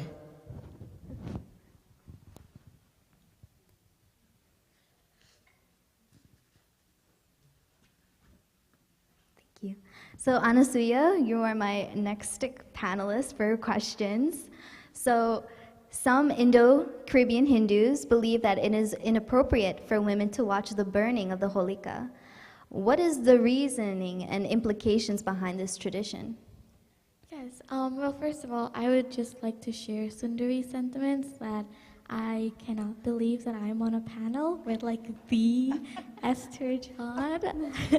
When I found out that I was gonna be on a panel with the Esther John, I was like, how am I ever gonna say a word in front of her? But going back to your question, and I feel like she is a perfect example of a powerful woman. And one of the reasonings behind why women were not allowed is because they felt as though seeing the burning would be too traumatic for them. But I think over time, women have shown that we are very powerful and resilient than anyone gives us credit for. And it's not a crime to allow us to be there, because when I think people, when they hear about the burning of Holika, when they hear about the stories, they take them too literally, and they treat them as though we're literally going to a funeral, we're literally going to a cremation, but that's not really what we're doing. What we're really doing, and what this bonfire truly symbolizes, is we're surrendering our own vices and the own negativities within ourselves, because from ashes there is beauty. So we have to give up these vices within ourselves. So how can we deprive the women in our community from taking part in this event, and for telling them that they're not allowed to watch, or that they're not allowed to be part of this? Because we all need that bonfire lit inside of us. We all need to move past from the past. We need to be able to experience this rejuvenation and be able to experience this rebirth. And when we get that opportunity taken away from us, and we feel excluded and we feel isolated from our own community, from our own religion, we're denied the opportunity to practice our spirituality. We're denied the ability to climb on the spiritual ladder. And the implication of that is that women just aren't strong enough to handle it, or that we don't deserve the same spiritual chance to grow the way that men do. And I think when we tell that to our women, it really hinders us, because as you can see, the most powerful people who are keeping our culture alive are the women, are the ones who are keeping it going. So I think these practices, and I understand where they're coming from, because as Indo-Caribbeans, we've already gone through so much with our trying to preserve what little of our culture we have left. So much of it has been taken from us. And we hold on to these traditional practices that our ancestors left us because it connects us to them, that it gives us this strength and this pride in saying, my ancestor did this, and I am carrying on this legacy. But we also have to be very mindful, and we have to be very intentional in the practices that we're doing, and think about, well, how is this impacting my generation, and how is it impacting the future generation? So thinking about how can I connect with my ancestors in a way that is still embracing of everyone around me as well. So thank you. Beautiful answer. Thank you, Anasia. So, Pratima, thank you for your historical reflection on Phagwah. And for over 25 years, your father has led a mandir in East New York, Brooklyn. How has being raised in this environment impacted your experience as an openly queer pandita? Thanks for asking that question. And being a daughter to Pandit Mahendranath Dubey, who is the founder of Bhavani Ma Mandir, Sri Satyam Mandir, among other mandirs across Guyana, Trinidad, Suriname, and New York City. Being a part of community has always been, it's always been a part of my life. My childhood was focused around going to mandir and going to satsangs. And I'm not sure if my dad realized that he was teaching me on the way. Auntie Esther G, who's on this panel, I hear her saying that experience is the best lesson. And though I may not have sat down like boys in a gurukul with their guru to learn things, every step of every puja vidhi over the last 30 years, yes, because I'm going to be 30 this year, It's been like watching and being like a parrot and repeating it back. Being a spiritual leader, I rather say I'm a sacred artist or a sacred leader rather than calling myself a pandita. And I say this because performance of ritual is an art. Singing is an art. Chanting prayer is an art. Coming together in congregational worship is an art. It's an art science. Because when we come together in Sat Sangha, it means that we are in truthful community. As Sat means truth, Sangha means community. So, in my 20s, I would say that my journey with feminism, realizing my orientation, which I really believe is actually quite personal to me. But the reason why I wear my visibility so strong is to send out a message like Sundari said, that we are here, we belong in community, and we deserve to be seen, heard, and known.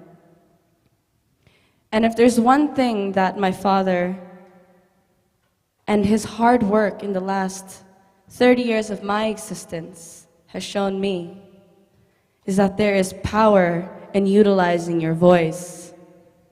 There's power in utilizing your faith.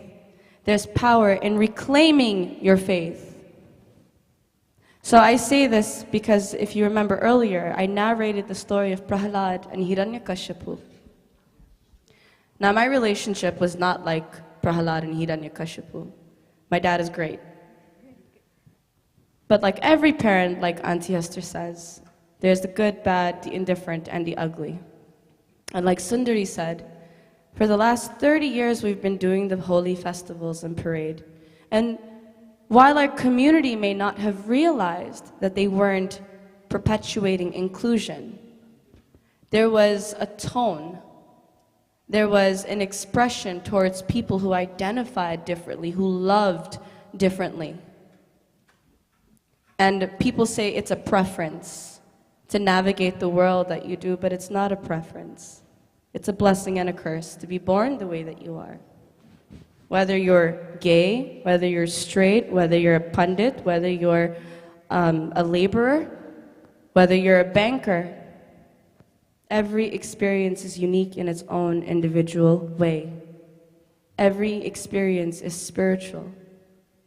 Every experience is Shakti. Every experience, every day, is embodying a different aspect of learning and grieving, living and dying, and accepting our dualities. And the duality is, I am God as much as I see God in everyone. So this is what being brought up in the home of Pandit Mahendranath Dubey has taught me, to live my values the way I damn well want to. I love it. And what message do you have for young LGBTQ Hindus who are struggling with their faith and with their family situations and with finding love? Again, to reference the story of Prahlad, even though Prahlad was up against the masses, which turned from God, which turned from justice, we use God as if it's an actual physical person, you see. But God is community, right? God is love, God is everything, God is the universe, God is oxygen.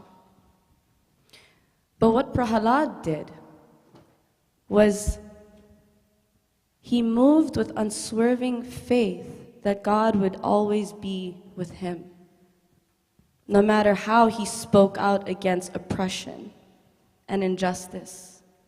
His God and his faith, not in a physical God, but that God, his consciousness, that told him, your voice matters. Stand up against this injustice. Be who you need to be, which is Chidananda Rupa Shivoham Shivoham. You are God, you are ever blissful consciousness. You are meant to exist here for a reason. And that is the message.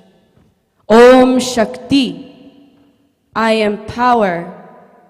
Om Satyam, I am capable of truth, even in moments of untruth. I can be my truth. And Om Shanti, I am ever pervading peace, and I can perpetuate peace, and I can also be transformative justice. So my message to you is, be who you need to be who you want to be. And if it's hard, there's a whole Sangha here with wide open arms waiting for you to come. This panel here, everyone here, this is Mandir. This is satsang, this is community, this is leadership, this is Shakti, this is power. This is why we're here. This is why CEP is here. This is why the United Madrasi Association is here. This is why Sri Devi Arts is here, South Queens Women's March, Jahaji Sisters. Every organizing platform in our community is doing the work that the Mandirs should be doing. And that is providing resources, mental health, empowerment, and awakenings. Thank you, Pratima. Those are beautiful words. So now, if you have any questions for our panelists, you can ask them, address the panelists by name, ask your question in the comment section, and we'll get to it.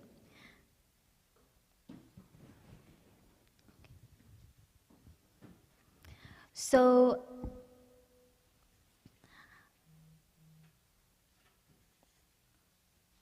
Auntie Esther, I'm going to go back to you because everyone is raving about you and cannot get enough about you.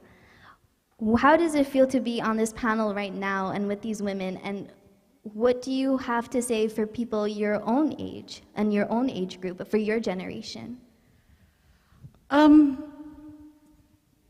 should say my upbringing was not done by books. It was done by the power of my life and what worked in my life as a young person. And you must love life, even with its advantages and disadvantages, and look around you for the better things in life, and use the better things on which to grow. And as you grow, you advance in age, you educate yourself as you go along, and you at least look for the better things in life, and be glad for the things that is positive. And as you advance in life, you'd be amazed to know how many ways open up for you to function as a human being. And as you advance in age and you become mature, there's no boundaries. There's no boundaries so long as you walk the path of life, especially, and I shouldn't say especially, totally aligned by the divine powers, as I have done in my life. Thank you, Auntie Esther. So I have one final round of questions for all of our panelists. How do you see the future of Phagwah, and what can you hope for the next generation of Phagwah?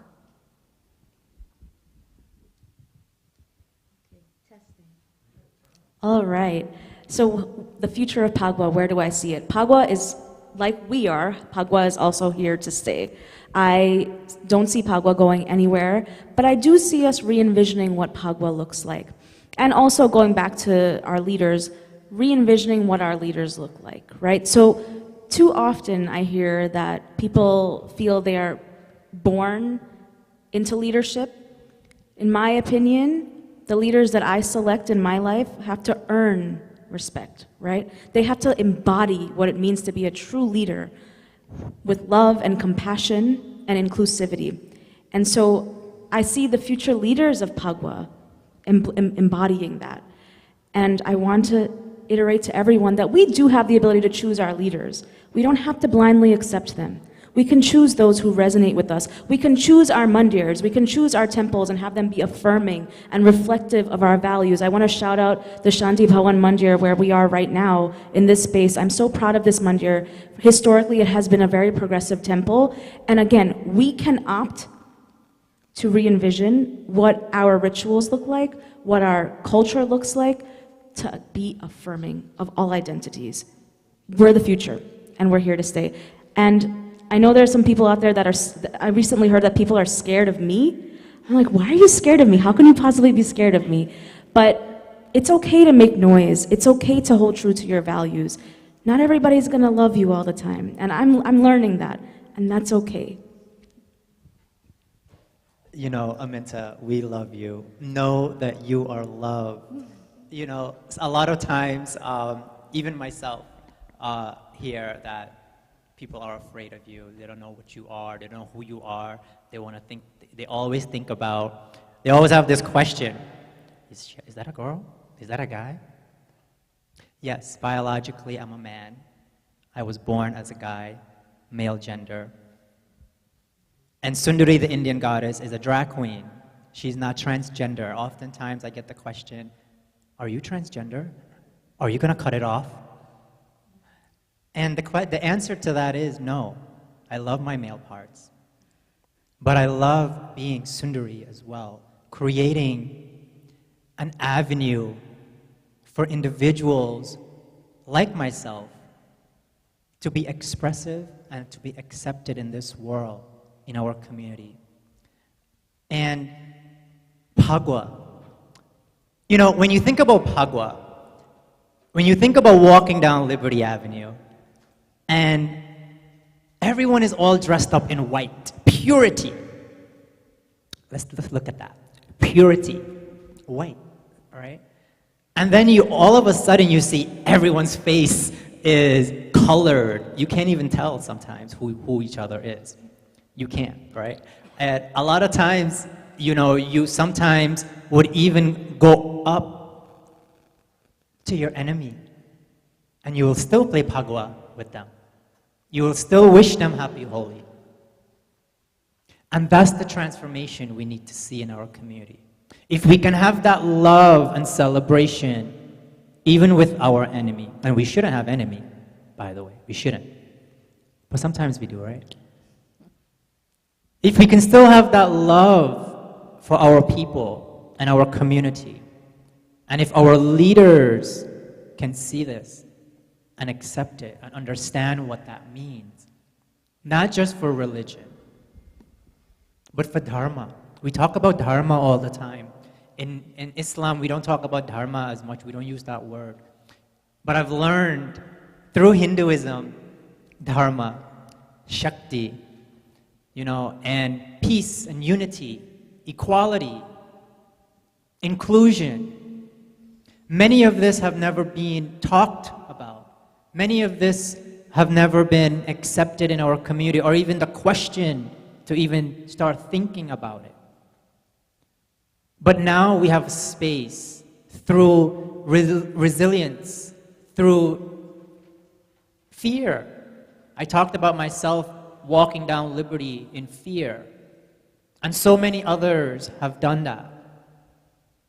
Because we do it because we know that they are individuals like us in our community who will never walk on Liberty in their own skin, but in a fabricated skin, what community thinks and what community wants them to be. And for years, many of us do that. For years, even our pundits do that. But we, as my sister Aminta mentioned, we get to choose who our leaders are. And these ladies here are leaders of our community. Fear them not. Love us as we love you. As we come into your homes tonight, instead of dancing on the streets, we come into your homes as you sit comfortably and enjoy this program and this panel discussion. Know that we are here for you. And my brothers and sisters out there, reach out to us. Reach out. You have questions. Parents, reach out to the Caribbean Equality Project. Reach out to these leaders, these women on this panel, and know that they will guide you as well. The future for Phagwah is bright. You know, throwing these colors on our skin and our clothing, a beer, abra, that's unity. That's unity. And I love Phagwah. I love it because you can't tell who is who. All you know is this individual is a human being. It's a human being. and we can respect each other for that. What I see as the future of Phagwah, educationally, people like Aminta and everybody else are going to be teaching classes. We will have to do deep cultural studies. And like Pratima, they will have their responsibility. It will become a vital part of schools. And the world will be so happy to look forward to that weekend when not only people of the Hindu culture, but just about everyone can become a part of it. And even though there's a discipline attached to it, we can also spread that discipline. And just for all things where my baby here listens to my bhajans, there was one day I saw that at some point in time, and you as well, that my world, religion will become secondary, but the love of each human being will be uppermost. And something like Phagwah gives us a little bit of an insight into that. Thank you.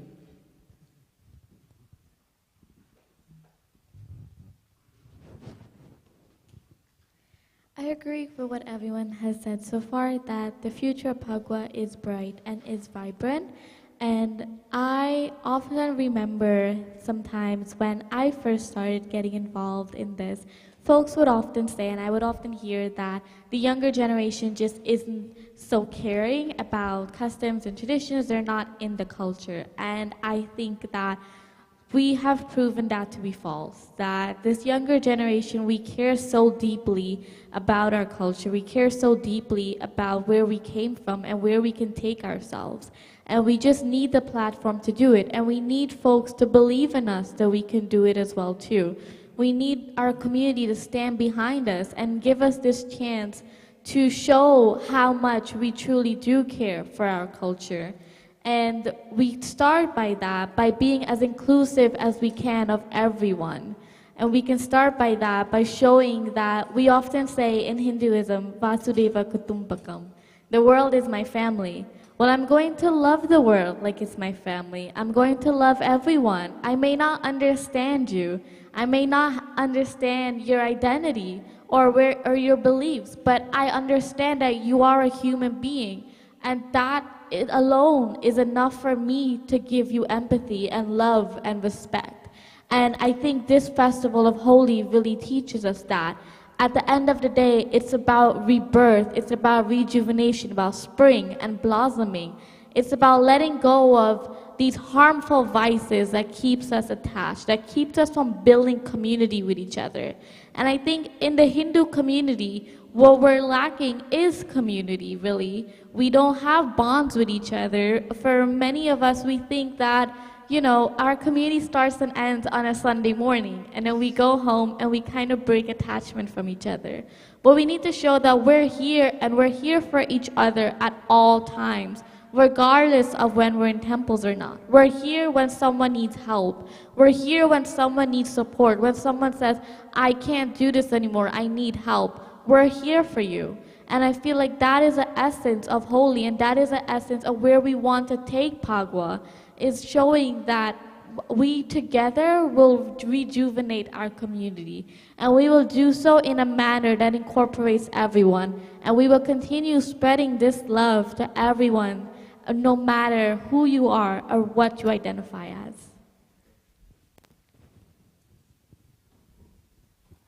Thank you, Anasuya, Auntie Esther, Sundari, Aminta, and Andrea. A few things. While I want the future of Holi to be different, while we're still upholding our values, there's a big problem with the right now. And what we do right now impacts later on. We spoke about sexual violence. But for a lot of people who operates from a sense of patriarchy, they may not even know what sexual violence is. They think that just asserting themselves, however, just giving a compliment, that's an unwanted or unwarranted compliment, that's their God-given right. Oh, I'm just complimenting you, what's the big deal? I didn't ask for it. So I do see that there is this mentality going to Smoky Park for the past 30 years that while a guy or a girl may not necessarily stand there and grope you, they'll slap you on your privates to leave a handprint, and they'll laugh about it. That is not play, that is assault. And you do not leave your handprint on someone's body part because you think it's funny, because you're cloaked in color so people can't identify you. That's cowardice. That you have to wait until one time of year to get it out of your system. So this goes back to parents. Teach your sons better. Teach your sons to keep their hands to themselves. And it goes for the daughters too. Don't be disrespectful. Keep your hands to yourself too. The future of Holi deserves to be a katva, like everyone here said. It deserves to be inclusive. But it can't be inclusive if there's no safety, if people are worried about whether they have to wear body armor to protect against assaults. In Ras Leela between Radha and Krishna and all of the gopis, when they were dancing and exchanging clothing and they were playing, genuinely playing, they weren't assaulting each other. They were expressing love respectfully in a dignified way. And so one, understanding what no means is greatly important. Learning what sexual violence is, we need to teach our community that. Because there are people who walk around who's like, what, I didn't do anything. So how can you fault them if they don't know in the first place? So that for me, instilling, acknowledging, and empowering people to know better is the first step, like Auntie Esther said, to teach them. And in order to maintain a katva, an inclusion, you have to maintain ahimsa, a non-violent atmosphere or sangha. So keep your hands to yourself unless it's asked for. Bow respectfully, namaste, happy Holi, shubhrang, happy colors. Have respect. It's a respectful season. While it is also a season of fertility, it is a season for respect and love and clean fun. So Holi should be a time where nobody is fearful, where people are trying to guard themselves. It should be a time where everyone and anyone, regardless of age, background, religion, gender, it should be a safe environment. And this should not just be around Holi, but every single day of the year. So this is how I want to reimagine the now, the tomorrow, and the forever when I'm not even here. Thank you, Pratima. That was really powerful, and I think education and education about consent should be center in our community for sure.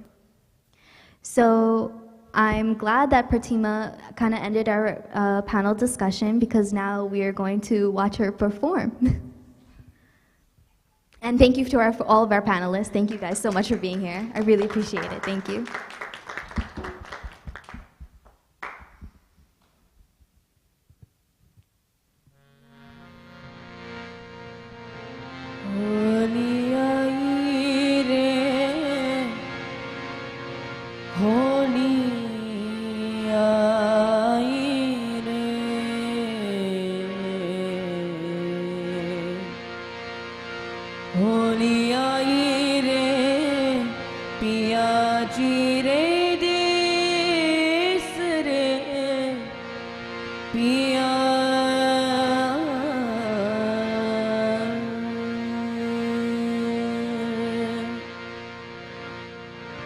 रंगी सारी हो रंगी सारी हो रंगी सारी गुलाबी चुनरिया रे मोही मारे ओ मोही मारे नजरिया सावरिया रे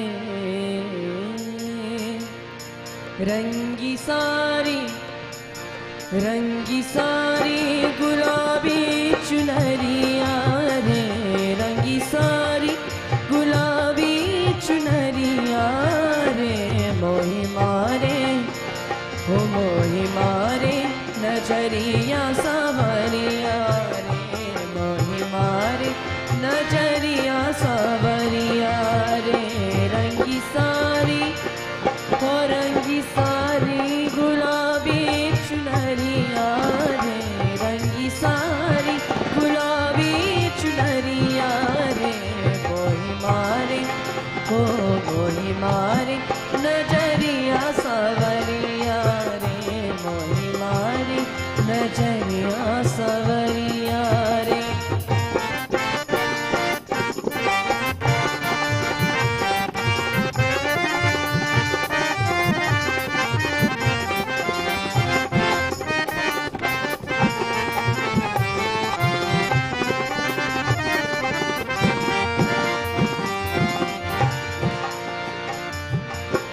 जाओ जी जाओ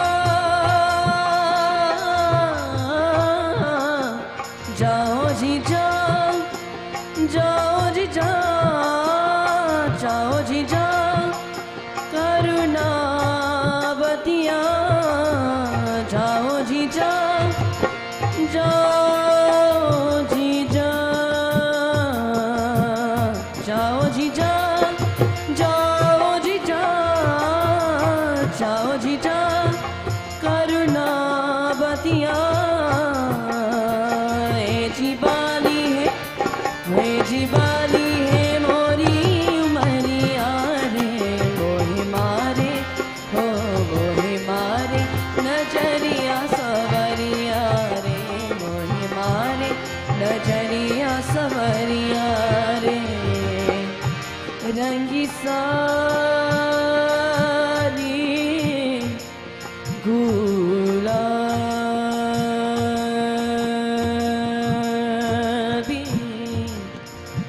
गुलाबी चुनरिया, रंगी सारी हो रंगी सारी गुलाबी चुनरिया रे, मोही मारे हो मोही मारे नजरिया सवरिया रे, मोही मारे नजरिया सवरिया रे, मोही मारे नजरिया सवरिया रे, ओ रंग बरसे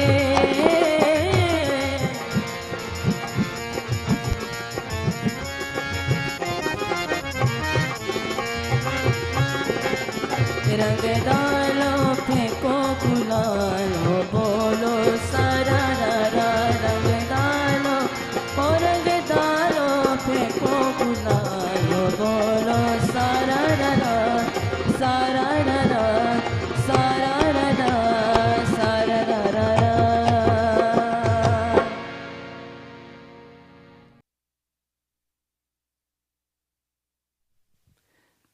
Hi everyone, Sitaram, good afternoon.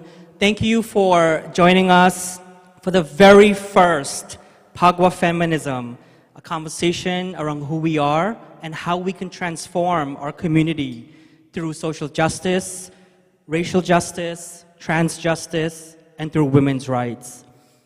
I want to take a moment to not only thank all of you for watching, but to honor the women that spoke tonight.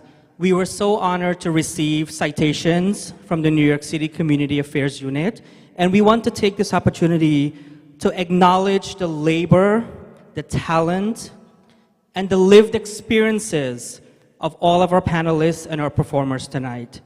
And I'm so honored to present these citations to not only honor them, but to memorialize the work that they are doing and that they will continue to do to keep our community safe. So first, I'm going to start with Auntie Esther John.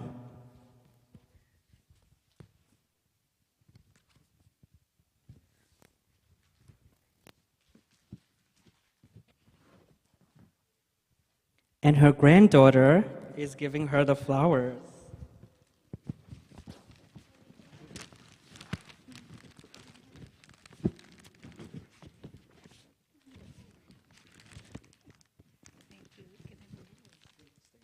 And next, I want to also acknowledge Sundari, the Indian goddess, for the work that she has been doing in our community. And for many of you that have seen Sundari march down Liberty Avenue, just know that the fear she always feels is real, but together, all of us can keep people like Sundari, myself, and every single queer and trans Indo-Caribbean, Afro-Caribbean person in our community safe.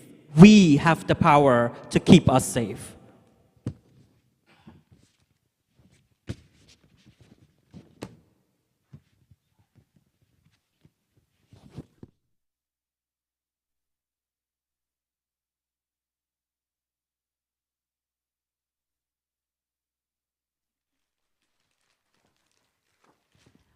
And next, I want to acknowledge our host, Andrea Nandu. Andrea came to the Caribbean Equality Project 2 years ago, and she said, I came out to my family, and I wrote a blog about it. What can I do to uplift queer women in our community? And I said, you can do exactly what you're doing now, show up. So, Andrea, thank you for showing up tonight, and thank you for hosting this historic conversation.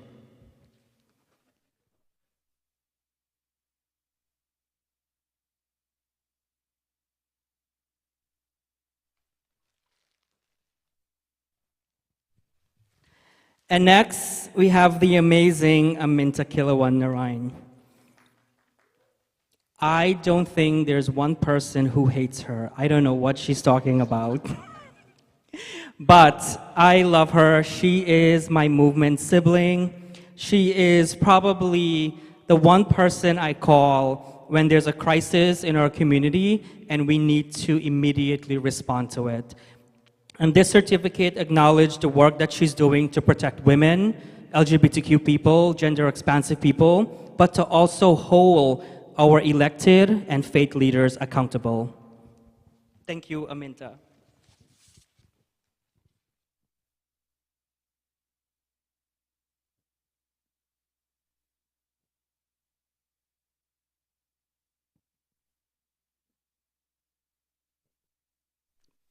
And the next person would be my queer baby sister. I met Pratima so many years ago at the NYC Pride Parade. And she ran up to me and she says, thank you for existing, and thank you for doing this work. Back then, I didn't know what that meant. It's been over 8 years, and we're still here. And today, you are leading the work that started 8 years ago. Thank you, Pratima.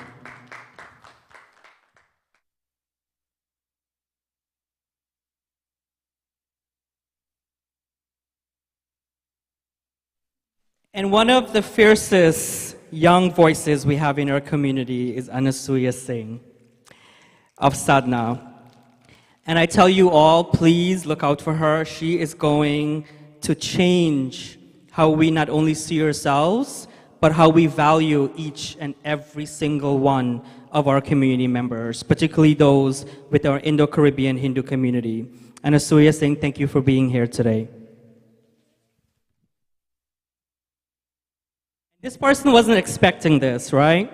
But how can we forget the women that are constantly being asked to perform at our community events?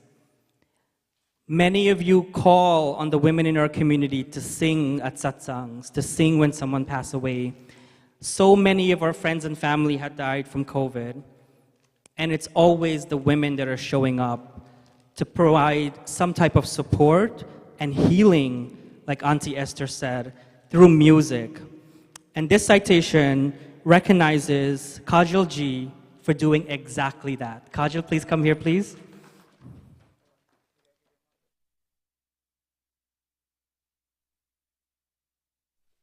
Thank you for being a part of this event, and thank you for simply spreading joy through your music. And I really want to take this moment to acknowledge all of our performers and all of our speakers. And we're going to be treated by the United Madrasi Association. An amazing performance they're going to give us in a few minutes. I do have one more citation.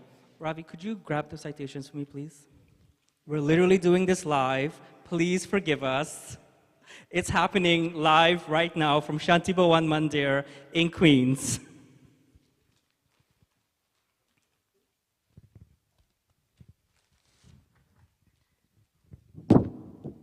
And this citation honors the work that the United Madrasi Association is doing in our community.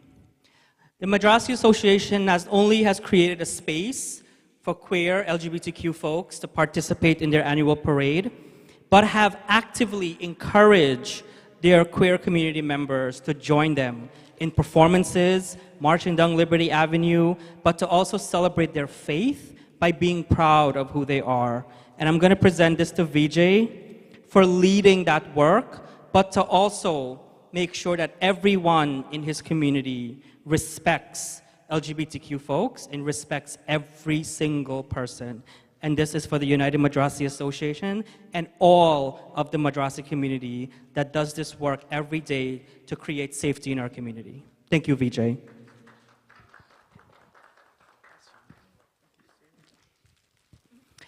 And now, Vijay have 2 seconds to sit down to play for all of you all. Thank you so much. I really want to also thank all of the production team, The World is Rich, and Extreme Sound for keeping us going tonight. After the Madrasi Association performs, we're also going to close out the program with a live performance from Sundari, the Indian goddess. Not only did she spoke at the panel, performed earlier, she's also going to perform live for you. Thank you, ladies, for being here tonight. Thank you for continuing our traditions. Thank you for honoring our ancestors. Thank you for existing. And thank you for staying committed to change. Together, we are going to change our community. This is what the revolution looks like. Thank you for watching, everyone. Please join me in welcoming the United Madrasi Association.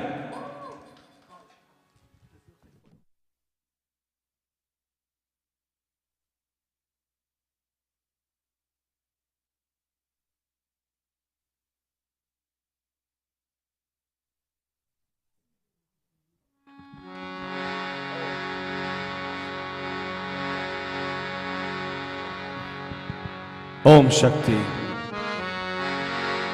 Om Hari ओम नंदरायगा गुरु वलगाने गुरु तुनै अचूरा मुरा तिरुवरी मरुगा तिरुवरी शरणम शरणम हरि नामो तु सिंहो Rama Narayana Govinda Hari Hari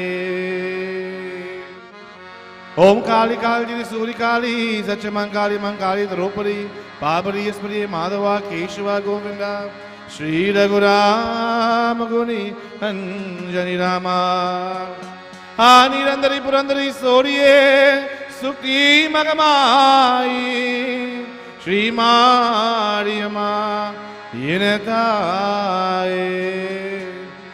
Dagarigaram Dagarigare Rajum Talomaterum Ainge Nankanu Teruai Yenguruai Ma Inge Nankanu Teruai Inge Nankanu Teruai Yenguruai Inge Nankanu Teruai Ainge nangando teroe, yengoe, yenge nangando teroe.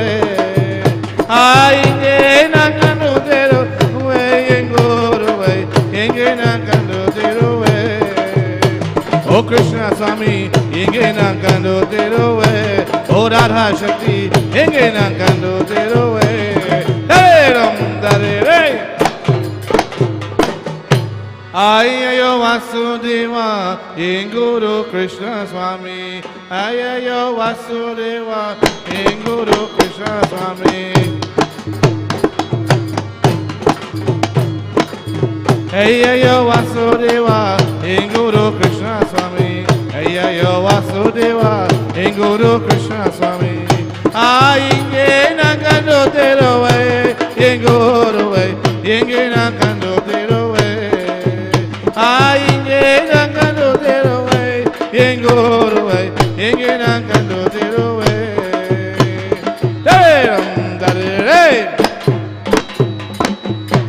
Warum warum tondone way kondo povire.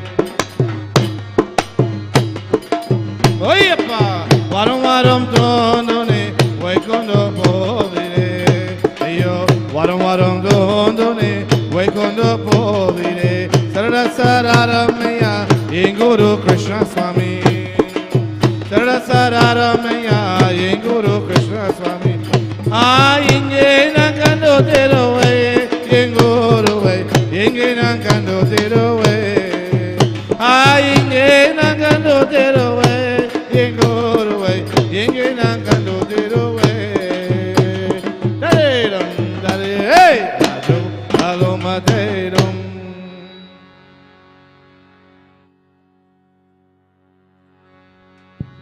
Om Sakti.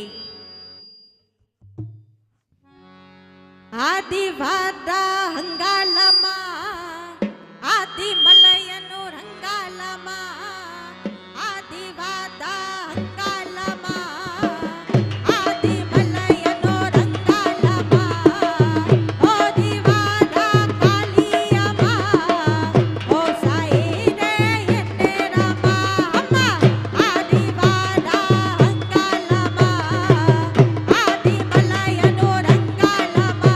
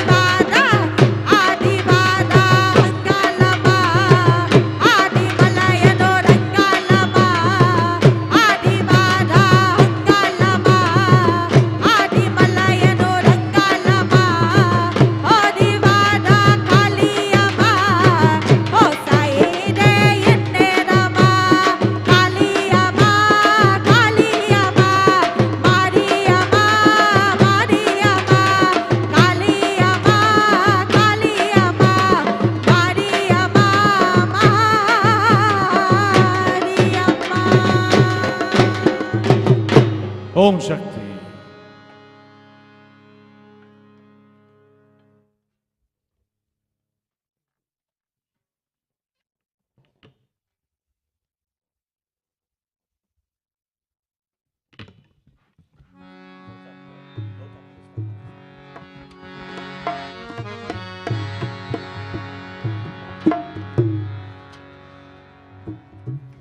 Dagadigaram, dagadigaram, daloma herum.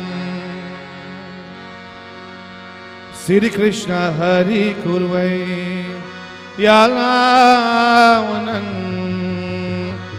Sayalala Krishna Deva Ayo.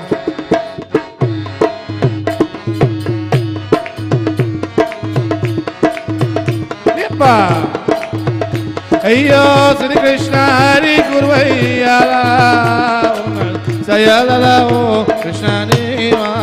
Ayo Sri Krishna Hari Kurvai Yalawanan Sayalala Krishna Deva. Ona Sayalala Krishna Deva. Appa Sayalala Krishna Deva. Yappa Sayalala Krishna Deva.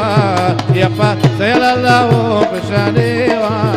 Ayo Sri Krishna Hari Kurvai Yalawanan Sayalala Krishna Deva.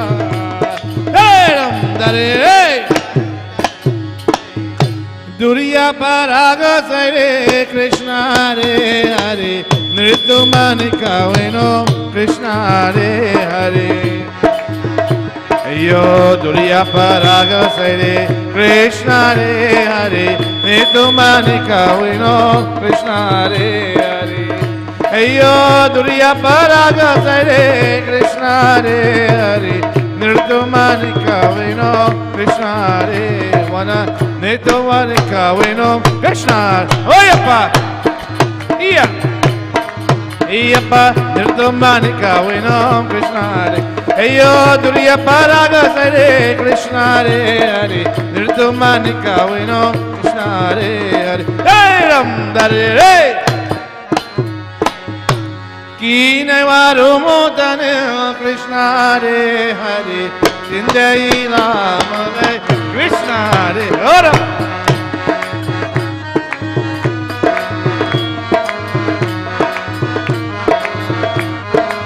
Iyappa kine varu motane Krishna Re Hare Nrittu Manika Veno Krishna Re Hare. Kine varu motane Krishna Re Hare Sindai Lamale Krishna Re. Yappa Sindai Lamale Krishna. Oh yappa, yeah. Sindai Lamale Krishna Re Hare Sindai Lamale Krishna Re. Yappa Sindai Lamale Krishna Re Hare. Hey Ram Hare. Nanake Saide Vare Krishna Re. Yappa Nalame Pero Varo Krishna Re Hare. Oh Rappa.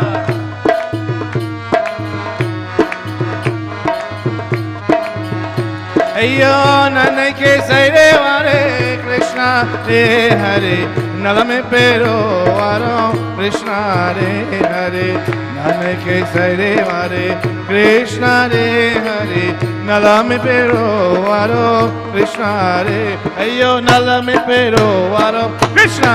Oh yappa Nalame Pero Varo Krishna Re Hare Nalame Pero Varo Krishna Re.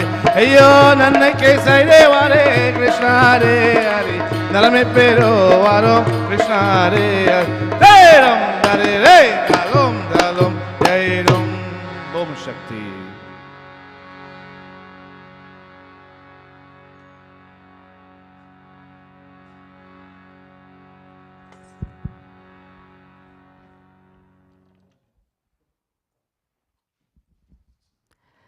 Wow. Thank you to the United Madrasi Association for that. I also want to give a special acknowledgement to Pujari Chandani, who is here with us as well, singing and celebrating Phagwah with us. And now we are at the end of the program, but without we leave, Sundari is going to grace the stage. Please show some love. If you are watching this on social media, you better share. Please share. We need people to watch us, right? That's how we create education and share messages, by sharing. So please share this live. Sundari is about to take the stage. I am so honored to introduce my sister, my drag sister, my revolutionist. Please join me in welcoming Sundari, the Indian goddess.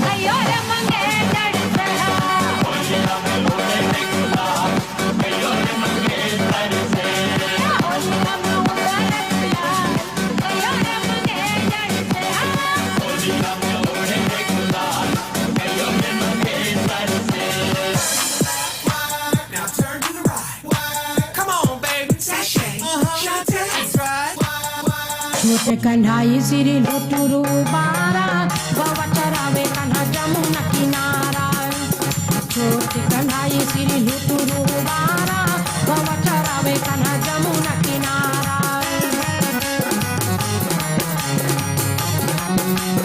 एक दिन कन्हाई गए अलसाई खोज जगावे यशोमती माई एक दिन कन्हाई गए अलसाई खोज जगावे यशोमती माई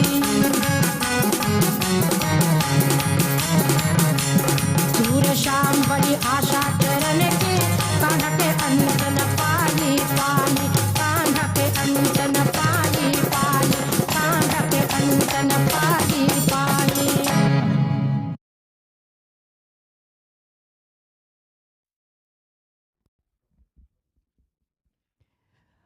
Wow. Didn't I tell you she was going to be amazing? Thank you, Sundari. Thank you for leading a revolution at the Phagwah Parade. Thank you for creating spaces along with Pratima Dubey for so many queer Indo-Caribbean artists that are watching this today. We do this work for all of you. We stand in resistance and oppression because we know a better world is calling us. A future that where we can all be free, be liberated, and be accepted for who we are. And we could not do this work with all of our partners. Thank you to all of our partners for supporting this work. The United Madrasi Association, South Queens Women's March, Sri Devi Arts, the Shakti Mission, the Sri Shakti Marimana Temple, DBGM. We also want to thank our city partners, the New York City Commission on Human Rights, the New York City Office of Immigrant Affairs, and a special thanks to the New York City Community Affairs Unit, particularly Rohan Narayan. When one of us are in a space of leadership, we get to uplift all of our voices. And Rohan has been doing that for our Indo-Caribbean and South Asian community. And I also want to thank all of our panelists, from our host and moderator, Andrea Naidu, to my dear friend, Aminta Kilawan of South Queens Women's March, who is also an amazing writer and lawyer. I want to thank my sister, Sundari, the Indian goddess. I want to thank the legend, the icon, Auntie Esther John, who I had the honor of interviewing for this program. And we're going to share her video in a few days on social media as well. I want to thank Anasuya Singh. Anasuya, I cannot wait to continue leading this revolution with you. You are the future of our advocacy and women's movement in Queens, in Richmond Hill. And last but not least, my queer baby sister, who I still call my queer baby sister, Pratima Kushmani Dubey of Sri Devi Arts. Thank you for giving a voice to queer women. Thank you for creating visibility for queer artists. And thank you for being a pandita and for marrying us, because we deserve to practice our religion, to be married in our Hindu faith.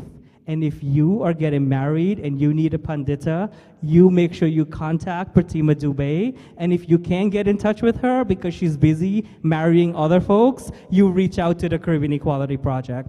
If you are watching this tonight, thank you for tuning in. Thank you to The World is Rich. Thank you to Extreme Sounds. Thank you to all the volunteers that made this possible. Without these folks, this work could not be done in our community. And next year, we're going to do it again, and we're going to invite all of you to continue creating change. Have a good night. Happy Holi, everyone. And make sure you connect with all of us, including our friends at the United Madrasi Association. Vijay, come here. Come. How could we say bye without acknowledging Vijay one more time? Vijay said a few years ago that I need you and your brother to come and march with us, the United Madrasi Association parade.